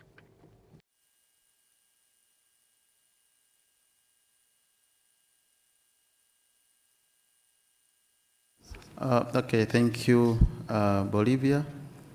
I would like to request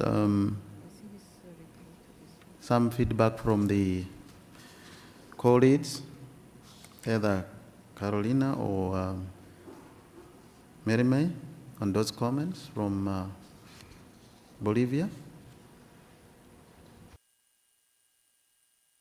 Floor to Canada, or floor to Canada, please.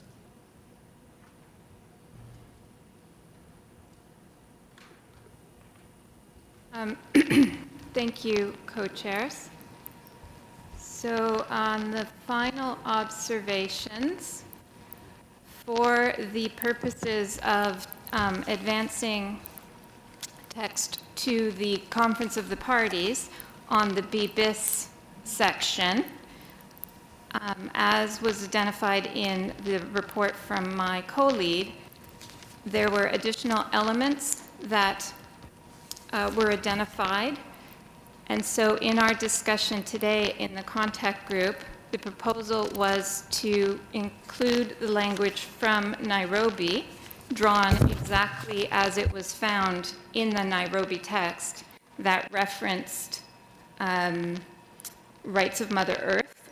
So the text that is currently in the report on page 5 was drawn from the theory of change section of the Nairobi text, and indeed it includes references to more than the rights of Mother Earth, but because we did not wish to enter into textual negotiations, we just moved it over in its entirety. So that was the agreement in the contact group. The issue of Mother Earth-centered action was raised as a missing element. However, the co-leads did not have specific text that we could draw from the Nairobi text.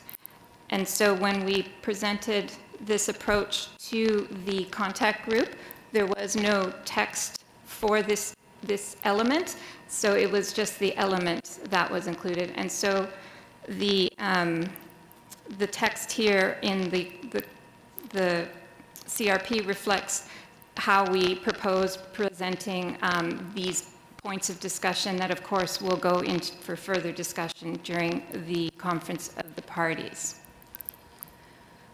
With regard to the footnote, the issue of the footnote providing the clarification on free, prior, and informed consent was discussed at the time of the discussion of that particular aspect of B-bis. Later on in the debate, the request was made to bracket that footnote, but as we were in another part of discussion at the time in the contact group, looking at a different section, and as we recognized that we had understood as well that the discussions from the contact group looking at Target 21 had identified the importance of retaining the footnote, we did not pursue that further discussion and just indicated that we hadn't we were not on that topic at the time of our debate. And so it was, while the point was raised during the contact group, it was not reflected in our outcomes. And so the CRP does reflect the outcomes of the discussion. Thank you.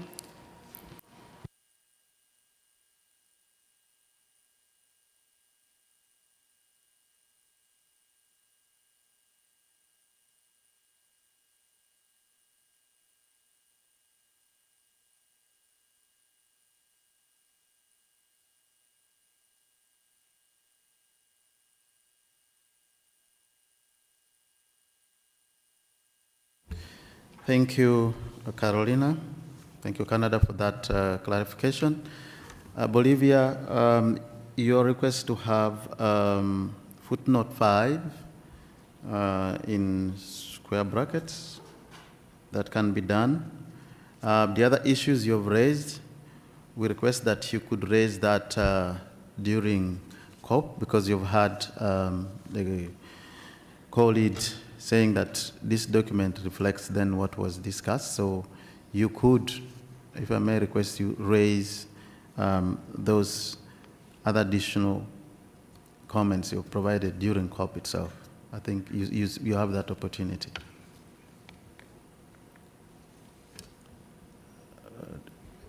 Now I give the floor to Democratic Republic of Congo. Merci, Monsieur le Co-président. Thank you, co-chairs, for giving me the floor. Here, we want to note that there are elements that were added to section E, or I, rather, and what we would like to note is the fact that they should be moved to section B bis to make a package.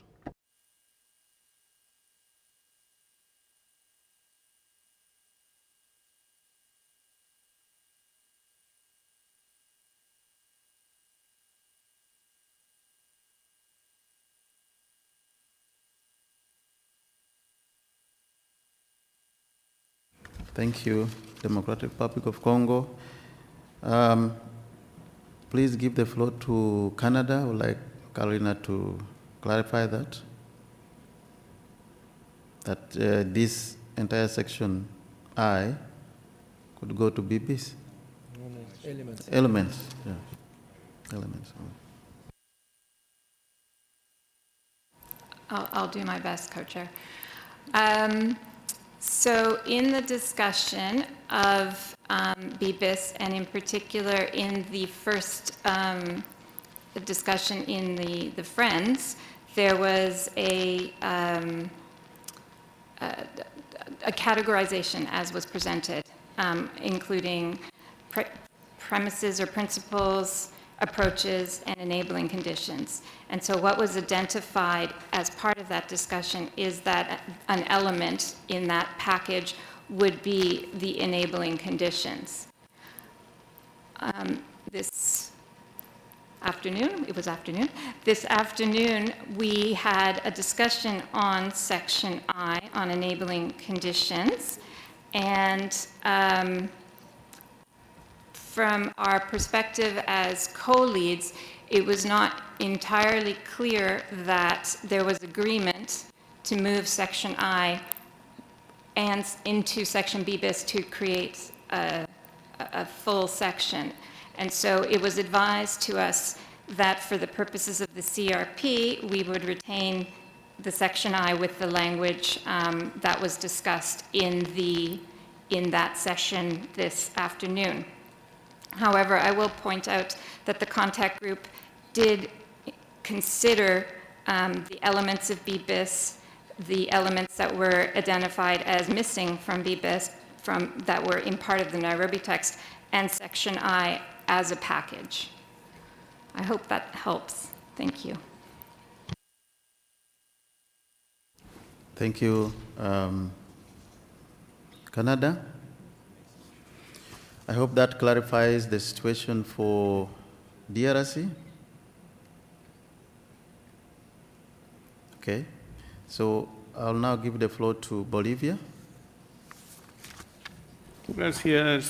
Thank you very much, Chair. Bolivia is simply asking for a bit of a balance, a little bit of equity, and a little bit of goodwill. You cannot have a narrow and difficult road when you want to incorporate notions that come from a biocentric approach, when you also have anthropocentric or Eurocentric approaches. I think that all of the countries, all of the visions should have the same prerogative and the same right to incorporate their proposals. So it was agreed that the co-leads would review the Nairobi tests and see how these themes were referenced. And as I'm saying, there were two clear references to Mother Earth. One is in the footnote, and a very simple search, you will find the definition in the footnote. And if you have a little bit more goodwill, you can review the glossary, and you'll find the definition there. Why not bring in that definition that is already in the Nairobi text in this text. It's just a balance, this notion of equity that we are asking for, Chair. It seems to us rather simple. It's just a copy-paste. And when it comes to the rights of Mother Earth, we are trying to say that they are among the rights of Mother Earth. So we shouldn't confuse mother rights with other elements that have many other references in this text. We are just asking for balance, equity, and the same prerogatives for different approaches and visions, Chair. Thank you. Yeah, thank you, Bolivia. Just 1 second here.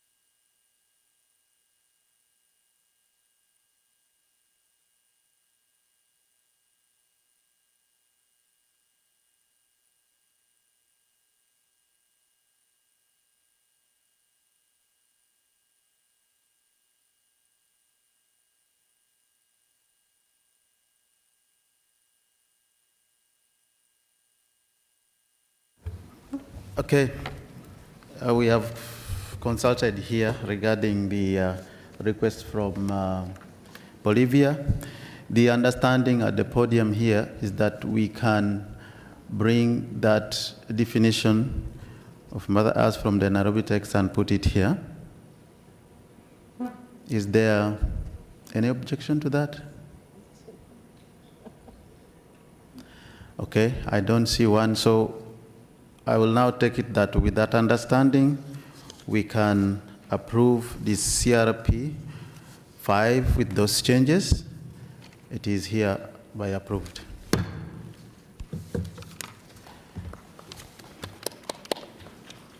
Now, dear delegates, we will go on to consider CRP 6, and this is, I will now submit to you CRP 6 for your consideration and approval. It is a short recommendation recalling the recommendation from our fourth meeting and transmitting the text of post-2020 Global Biodiversity Framework to COP. And this is a very short one, indeed. Could we approve this as proposed? I see no objection, so this is to approve CRP 6.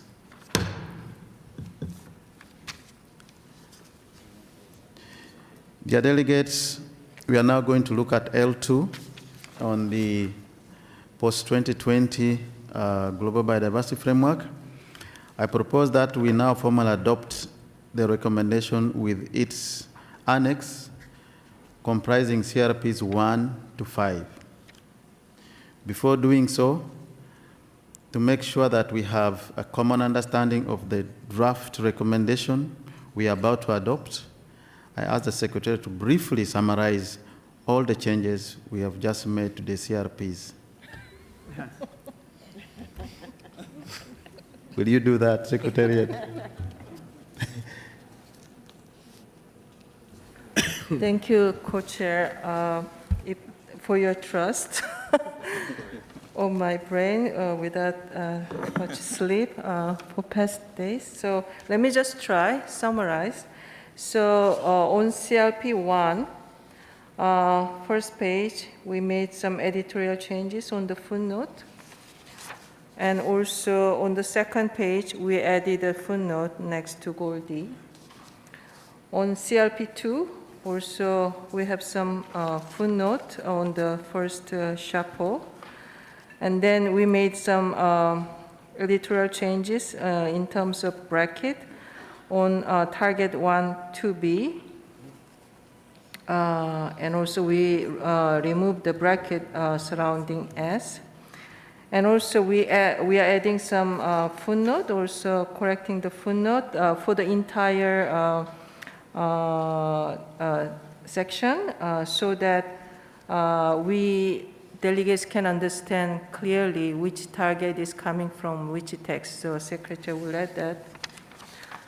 And also on the second page, target 3, we are adding this footnote that I have been reading out many times.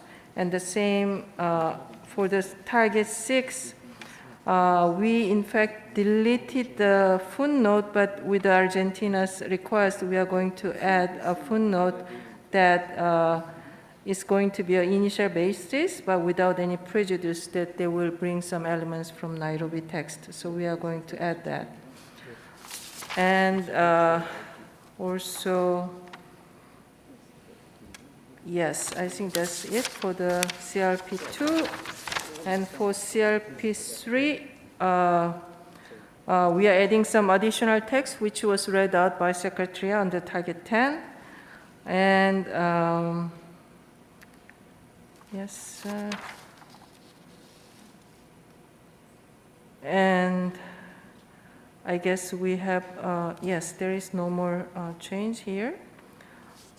And also, again, for the entire CRP, we'll make sure that we'll provide a footnote so that delegates, again, at the COP will clearly be informed that which text will become the basis for each target. For CRP 4, we are leaving it as it is for the, I'm sorry. Yeah. So we also added this footnote that I have read for target 18 and 19.1. And also we are making some editorial changes provided by Bolivia in terms of editorial adding the bullet point E, and also make sure that the text, the sentences followed immediately for the bullet point E will be now separate. And let me see. And we'll be also indicating in the meeting report about the points raised by Norway. And For the last page of CRP4, yes, we have this bracket surrounding responsive.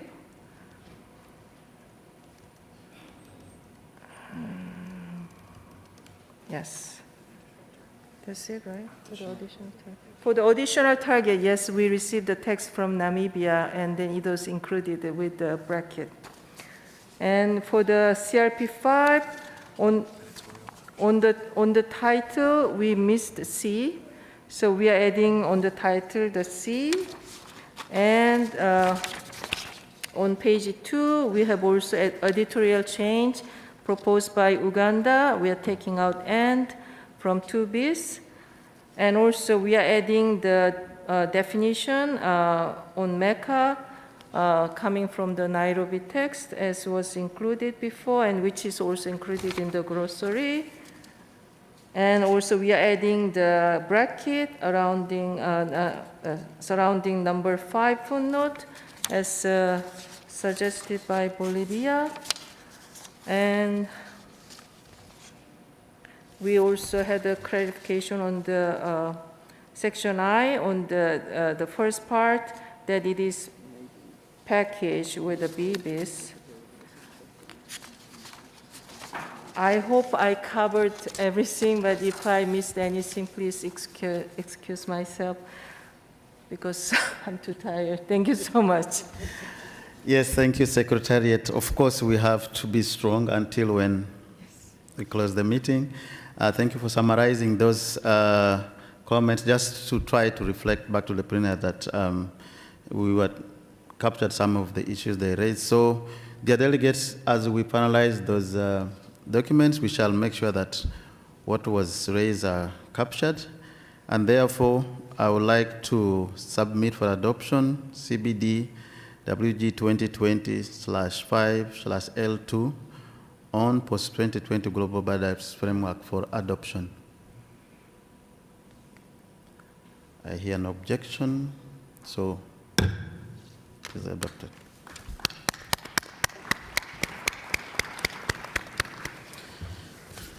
Co-chair, is it you? Okay.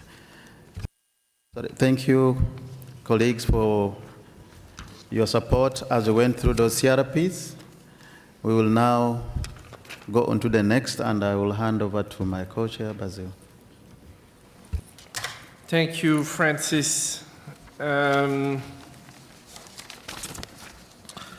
Distinguished delegate, we will now review the outcome of Contact Group 5 under Agenda Item 5 on digital sequence information on genetic resources.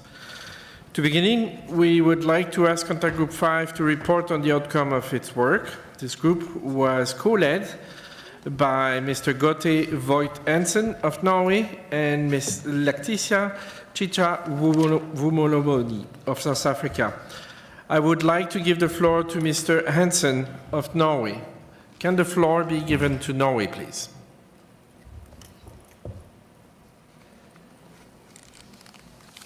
Thank you. Thank you, Chair, and sorry for taking the floor again. Different role.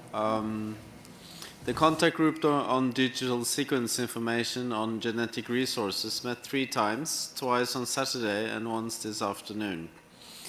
In the first meeting, we provided time to hear the statements from parties and observers who had requested the floor in plenary. Then we opened the floor to any additional statements or views. Overall, many parties expressed support for the work of the Informal Co-Chairs Advisory Group and for using the elements in Section 3 of the document as well as previous work from the working group as basis for further discussion. A non-paper was prepared on the basis of those remarks, which was presented to the second meeting of the contact group, where it was well received and considered a good basis for further discussion. On that understanding, my co-lead and I established a Friends of the Co-Leads group to continue work on the non-paper. The Friends group was facilitated by Mr. William Lockhart of the United Kingdom and Mfatso Kalemba of Malawi. Through its work, the Friends of the Co-Leads identified building blocks or elements for a draft decision for consideration to the COP. I thank the Friends of the Colleagues Group for all their hard work in putting together much of the text that is in the CRP before you now. The outcomes of the Friends of the Co-Leads were considered by Contact Group 5 in its session at the end of this afternoon. The Contact Group recognized that the text of the draft decision had not been negotiated. Rather, it was reflective of a collective effort that could be submitted to the COP for further deliberation.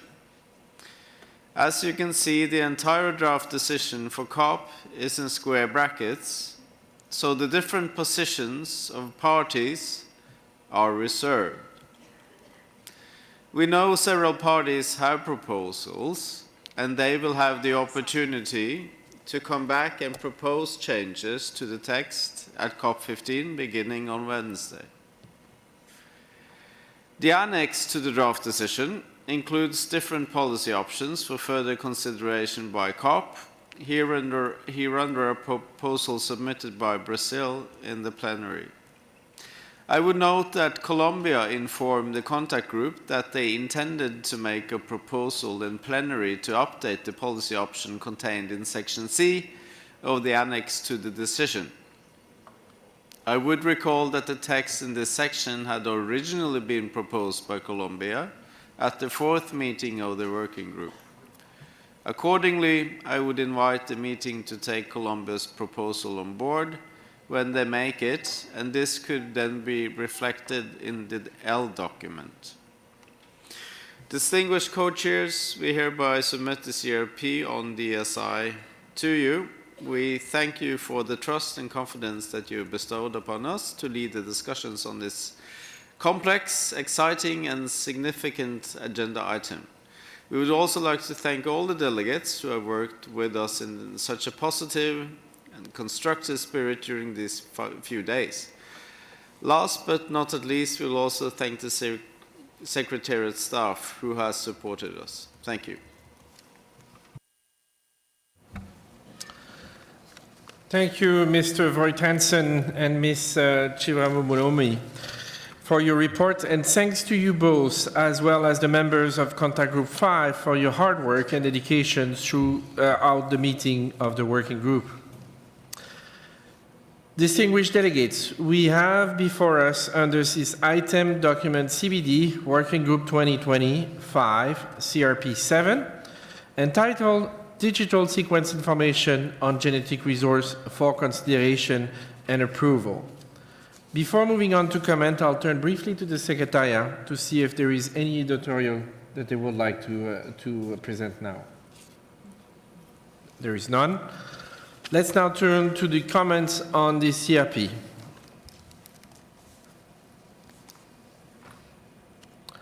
Argentina, please, you have the floor. Thank you, Mr. Co-Lead. This intervention is made on behalf, co-chair in this case, I'm sorry. This intervention is made, I have the same issue that the Secretariat at this moment in night. This intervention is made on behalf of GROLAC countries, and it's in relation to the document CRP 7, on which we would like to make some clarifications so they are reflected in the report and the COP can further reflect on them. GROLAC considers the non-paper, in this case the document, a very good basis for discussion. In this regard, we wish to clarify that in paragraph 2, developing countries should be identified as potential beneficiaries for the sharing of benefits derived from the use of DSI. Regarding paragraph 3, we consider it necessary to point out that the approaches to carry out ABS of DSI will not be in prejudice of national ABS measures that could include provisions related to DSI. Regarding paragraph 6, we agree that a purely bilateral approach will not be able to meet the criteria identified in paragraph 1.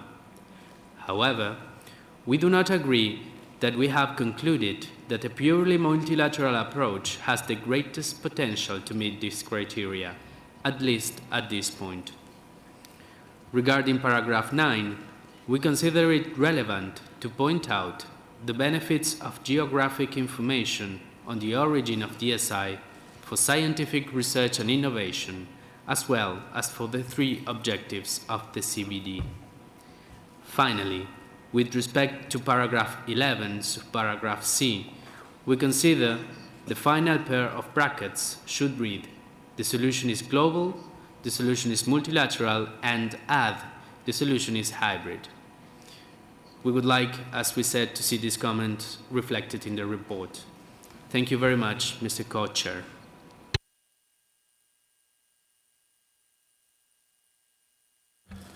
Thank you, Argentina. On behalf of GULAC, your comments are duly noted and will be included in the report.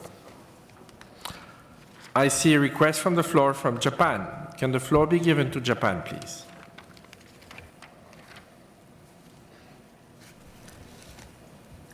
Thank you, Chair. And Japan appreciates that hard work by co-chairs of contact groups on DSI to raise the discussion.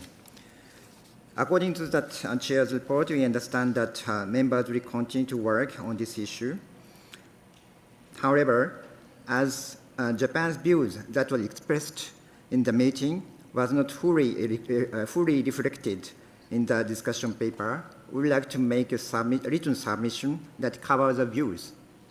So in this regard, we'd like to ask to the co-chair when we should make this submission. Thank you.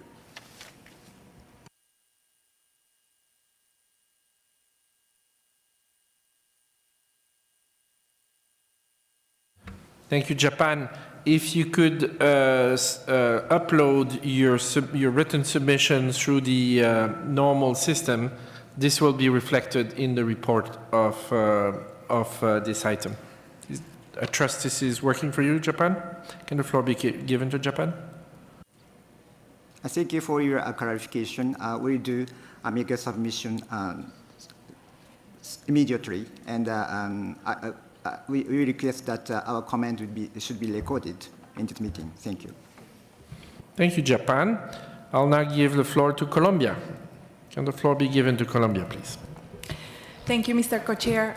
First of all, my delegation would like to express our sincere gratitude to the colleagues for their hard work and for the effort put into this discussion. We, of course, align ourselves with the intervention just made from our colleague from Argentina on behalf of GULAC, and would just like to add a very precise comment, Mr. Co-Chair. According to our intervention in the opening plenary session on December 3rd, in which we made reference to the document CBD-WG2020-REC/4/2, and according to what was expressed in the contact group on agenda item 5 regarding digital sequence information and genetic resources, Colombia reaffirms its request that the text of numeral 1, section C, contained in the annex to the draft recommendation that the open-ended working group will submit to the COP15 for consideration be updated in accordance with the text that we sent as an annex to this declaration and that is uploaded on the webpage. Thank you so much, Mr. Chair.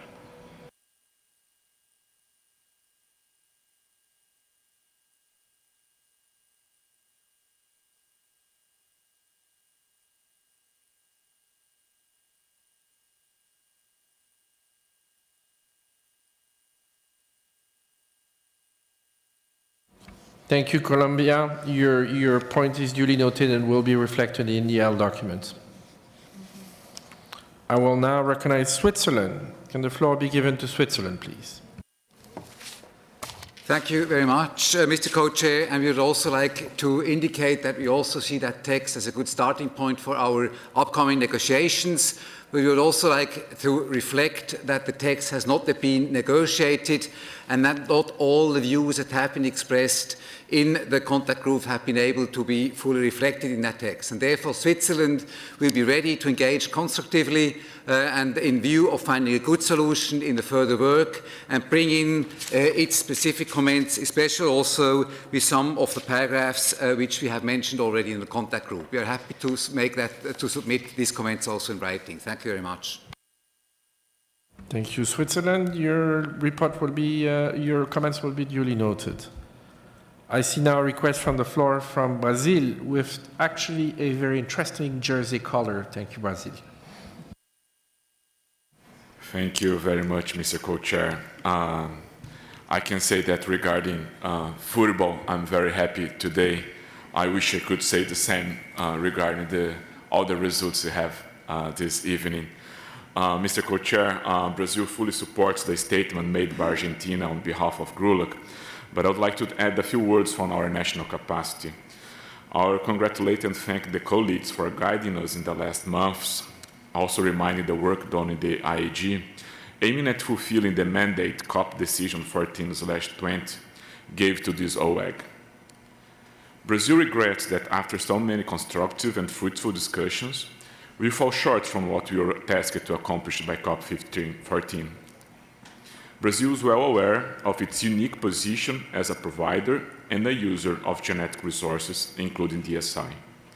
It's from this position that we developed and implemented a worldwide recognized ABS system. In the past years, Brazil has shared successful experience and established cooperation programs with different countries to support them and implementing their ABS mechanisms. It was in this cooperative spirit that my delegation announced in the opening plenary the submission of a proposal on an hybrid solution to DSI. We will keep this spirit to continue cooperating with other parties in order to address DSI through a COP15 decision that fills three gaps. A gap between the letter of the convention and the practice of the utilization of genetic resources, the funding gap to finance actions for conservation and sustainable use, and the technological gap among the parties. Mr. Co-Chair, CBD has three objectives. They were chosen because they mutually reinforce each other. Therefore, it's urgent to save the third pillar from erosion to continue supporting the implementation of the Convention. Furthermore, amid strong calls for mobilizing resources from all sources and for innovative mechanisms, including from private sector, we should be actively open to explore funding opportunities. Even if the resource mobilized to ABS would not be substantial when compared to other funds, all sources should be welcome to support the implementation of the GBF. Brazil also highlights the rapid evolution on research and utilization of genetic resources, which exacerbating the technological gap among parties. This situation is a real obstacle for developing countries to benefit from innovative solutions for promoting conservation and sustainable use of biodiversity, and severely impact their capacity to implement the Convention. To conclude, Mr. Co-Chair, the successful implementation of an ambitious GBF will require a much higher level of ambition on DSI than one demonstrated in this DOEG. Thank you. Thank you very much, Brazil, for your thoughtful comments. I see now a request for the floor from Iran. Can the floor be given to Iran, please?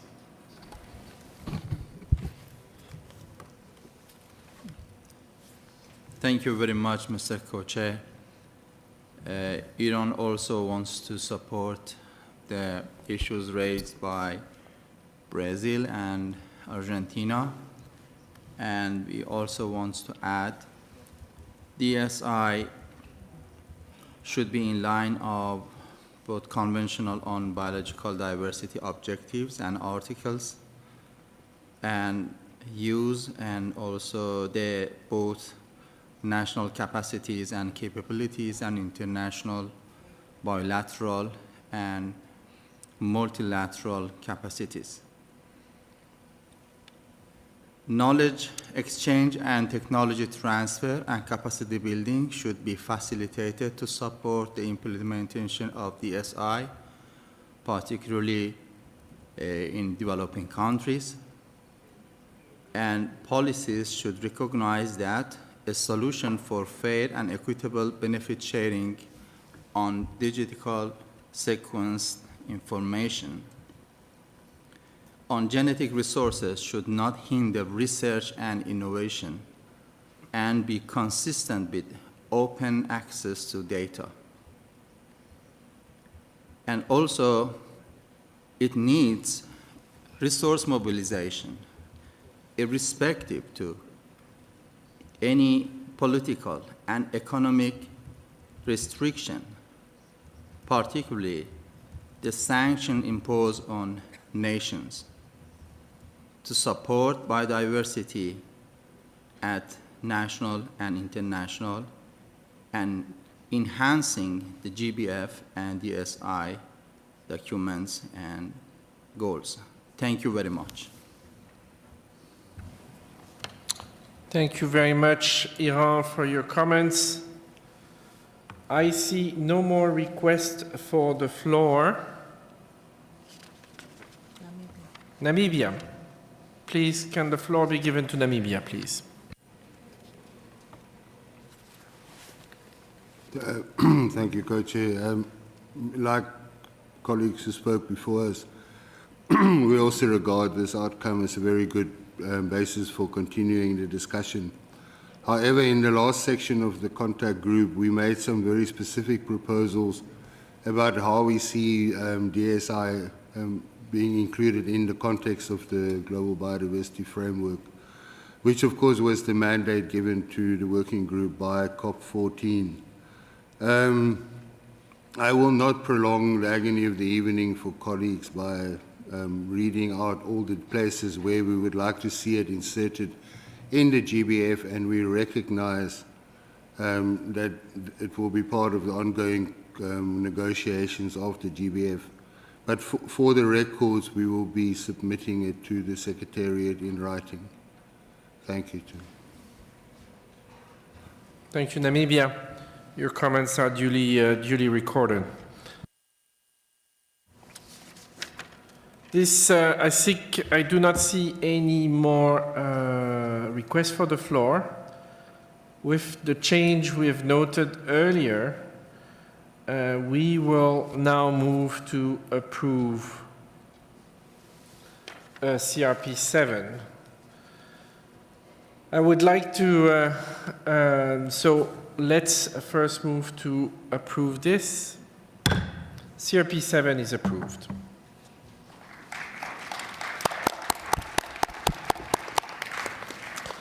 Since we're all together in the plenary, I would like to suggest that we move forward to adopt CRP 7 as an L document. May I assume that I have the support from the room?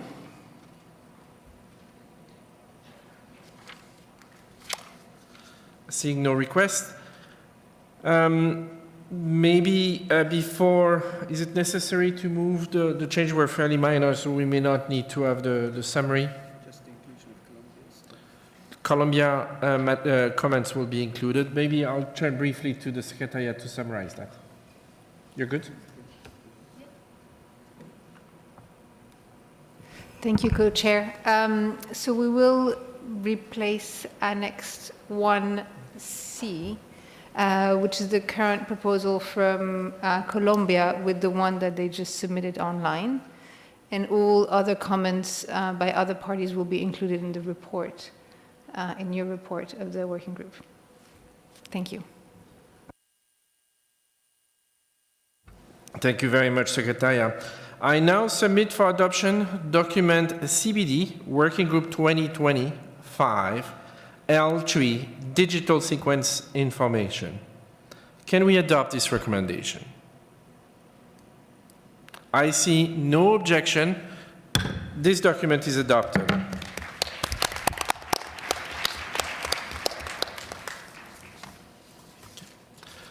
Let's move on now to the next agenda item, other matters. Distinguished delegates, let's now turn to this other matters. Under this item, the working group may address other matters related to the subject matters of this meeting. We would like now to briefly open the floor to see if there is any other matters to be raised.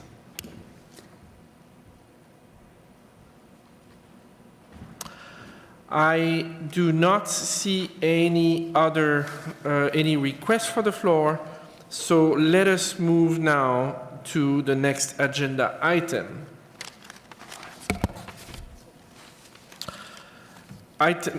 Distinguished delegates, let us now turn to agenda item 7, adoption of the report.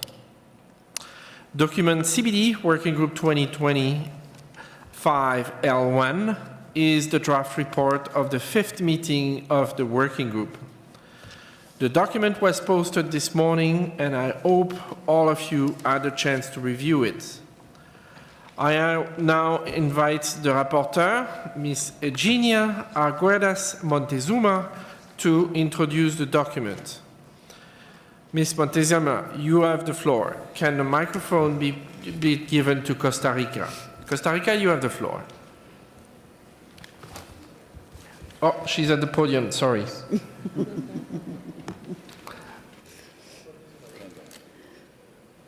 Yes. Okay. Thank you, Chair. Document CBD-WG2020-5/L1 contains the proceedings of the first plenary of this meeting. I have examined the report and found it to be accurate, and I'm submitting it for adoption with the understanding that today's proceeding and approved change will be incorporated in the final report. Thank you, Chair.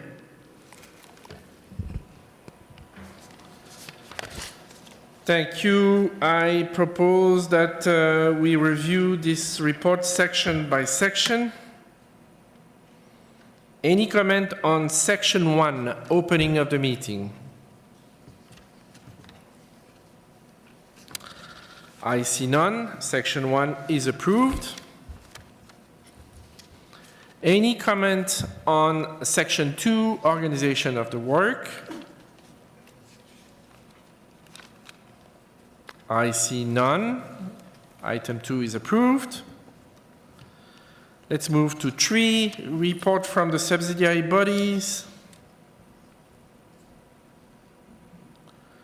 See no comments. Section 3 is approved. Moving on to section 4 on the post-2020 Global Biodiversity Framework.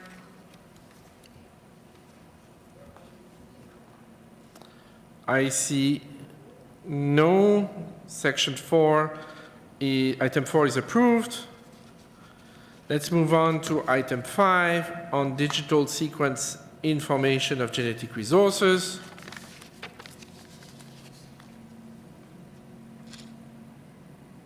Item 5 is approved.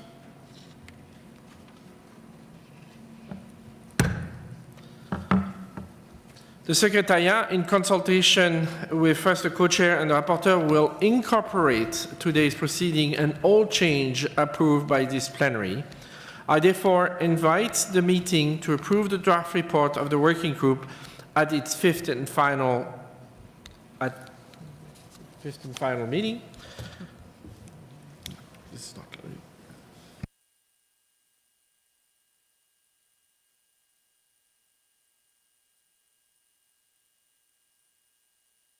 All right, so the report is approved. Thank you. Distinguished delegates, let us now turn to our final item. Francis, over to you. Thank you, Co-Chair. I know we have been here for quite some time since morning, and we are just now on the very last item. This is item 8, closing of the meeting. Distinguished delegates, we will now like to invite the Executive Secretary of the Convention on Biological Diversity, Ms. Elizabeth Murema, to deliver her closing remarks. Ms. Murema, you have the floor. Thank you very much, co-chairs, distinguished delegates, friends, colleagues. Good evening to you all. I'm really honored to be able to join with you at the closing of this fifth and the final meeting of the open-ended working group on the post-2020 Global Biodiversity Framework. Today, we have reached the apex of this journey that started a year ago. Without your hard work and steadfast commitment, we would not have been here today. I would like to thank the Government of Canada for hosting us all here in Montreal. There was limited time, and yet here we are with a beautiful space to work and make history. I would also like to express my sincere gratitude to the COP presidents and the COP Bureau for guiding this process and leading us all to this point. I know you will all join me in my heartfelt thanks and gratitude to our co-chairs of the working group, Mr. Francis Ogwal of Uganda and Basil Van Havre of Canada. They have been tirelessly in their efforts and leadership in helping us all to navigate the diverse challenges that have arisen over the duration of this journey. Thank you very much.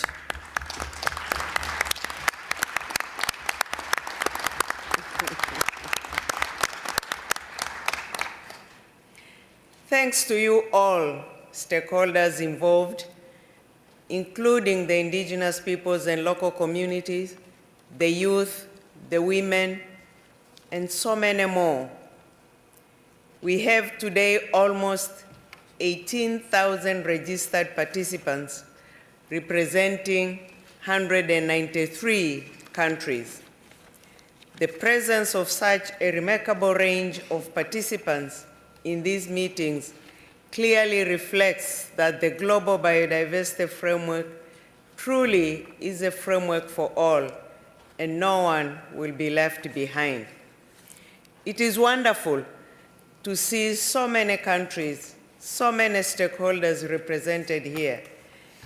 And it is because of the importance of the subject matter, as well as the generosity of the donors that have made this happen and be possible. In this regard, allow me to acknowledge specific donors, one, for enabling us to organize these meetings. And here I would like to recognize the governments of Australia, Canada, Czech Republic, Finland, France, Germany, Poland, Spain, Switzerland, United Kingdom, and European Union. Participation of developing countries' delegates to our meetings have equally been made possible by a number of governments, which include governments of Australia, Austria, Belgium, Canada, Finland, France, Germany, Ireland, Japan, Korea, Malta, Monaco, Netherlands, New Zealand, Norway, Sweden, Switzerland, United Kingdom, and I want also to recognize Tourism Montreal, specifically here in Canada, and the European Union. Indigenous communities, delegates to our meetings, may have not been here if not again for the governments of Australia, Austria, Finland, Germany, New Zealand, Norway, Slovak Republic, Sweden, and Switzerland. I would also like to acknowledge and thank the Japan, particularly the Japan Biodiversity Fund, for their contribution towards the travel cost of the youth delegates and women caucus, as well as for some government representatives. Last by no means least, I'm so grateful for my entire team at the Secretariat for the exceptional hard work, commitment, diligence, and passion. Without them, I would not have been sitting here, and this meeting and this work would not have been possible. My sincere thanks to all of them. Distinguished delegates, over the last few days, you have worked hard and tirelessly. We have seen some progress thus far, but so much more is needed. And I have to admit that having reached this point feels bittersweet. The outcomes of the 5th meeting of the open-ended working group on the post-2020 Global Biodiversity Framework will now be taken forward to the second part of the 15th meeting of the Conference of the Parties to the Convention starting tomorrow. As we move into the second part of our COP15, I do encourage you to focus on the end goal, the final result, an ambitious and achievable framework that is easy to communicate, rooted in science, and strong enough to put us all in a path to halt and reverse the loss of biodiversity. If we lose that focus, if we get lost in the minute details, I'm afraid that this journey will have been for nothing. Going forward, please keep in mind the beautiful, living, life-giving, and now endangered baobab tree amongst the people of Madagascar, Africa, and India would have often built their homes to survive the dry season. And don't lose sight of the Javan rhinos, once found throughout Southeast Asia, who have suffered a staggering decline in their numbers due to the hunting and habitat loss. I could give you infinite examples as to why your work, our work, and the outcome of this United Nations Biodiversity Conference is more important than ever. But instead, I will simply ask you to focus, compromise, and agree on a biodiversity framework for all. It is time. Now, I trust in your leadership, your commitment, and our common goal as we embark on the second part of the Conference of the Parties 15. Thank you very much.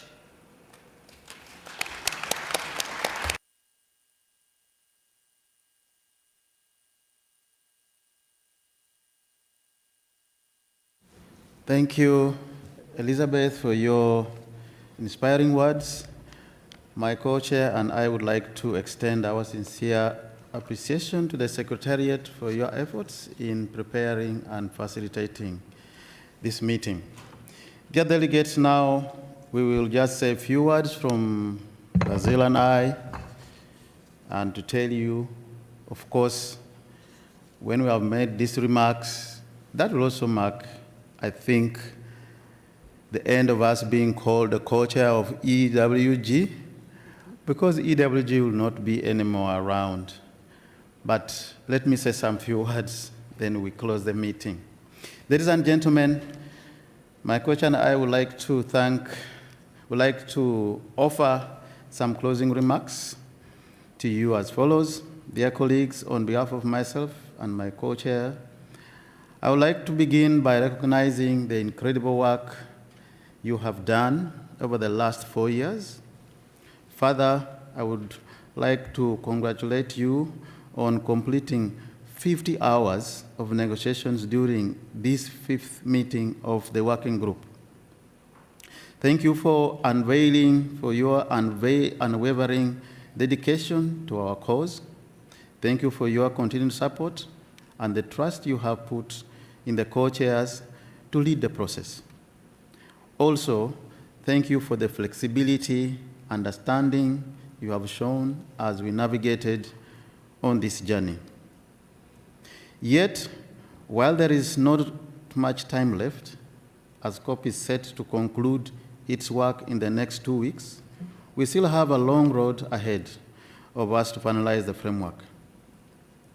We ask that you take some time to reflect carefully on the work to date and what is left to complete.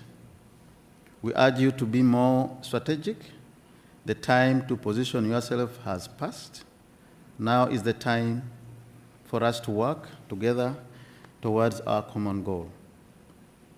We also want to thank everyone else, without whose hard work the successful proceedings of the working group would have not been possible. We apologize if we have missed someone on the following list, but know that your contributions are greatly appreciated.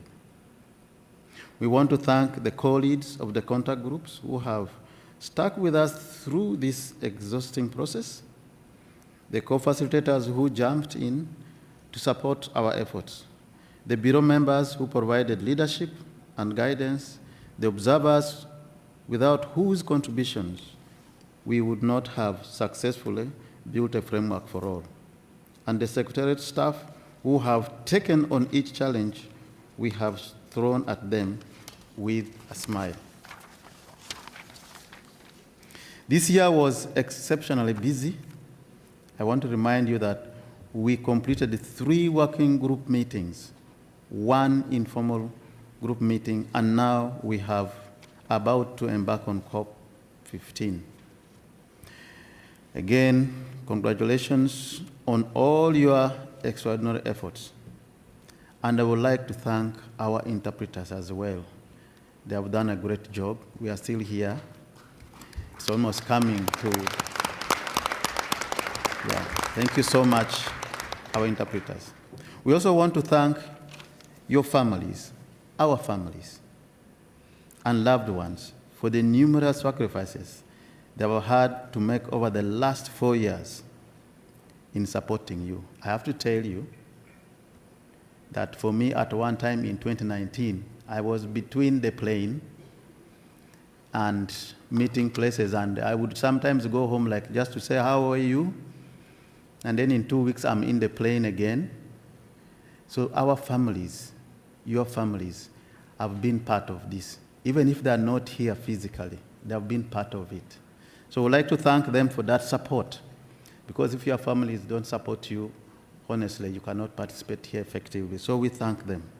As we close this chapter of the development of the post-2020 Global Biodiversity Framework, I would like to leave you with the following words, paraphrasing a quote from the US President J.F. Kennedy. Ask not what the negotiations can do for your delegation, but what you can do for the negotiation process. Finally, an important holiday season for many is nearly upon us. This is a time to spend with friends and family, a time to re-evaluate our goals in life and express our wishes for health, for peace, and for prosperity. These common values that we all share are under threat. As such, the co-chairs wish this holiday season is for the adoption of an ambitious framework and for its effective and timely implementation, so that we can guarantee to all humanity and living organisms the equal opportunity to a healthy, peaceful, and prosperous life on our planet. Thank you so much.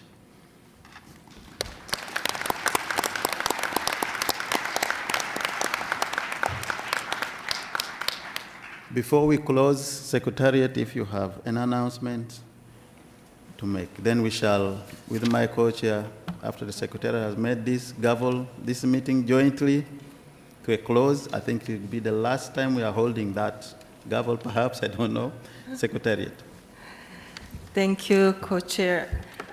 Looking ahead tomorrow, please note that the opening ceremony of the UN Biodiversity Conference will begin at 3:15 p.m. with the participation of the UN Secretary General, and the Prime Minister of Canada, among others.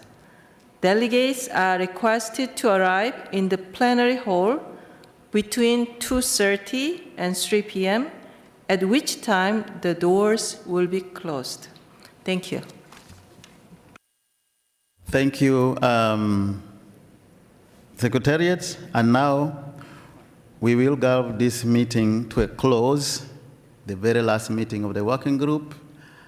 And then we shall also, in our tradition, give you perhaps our last bow.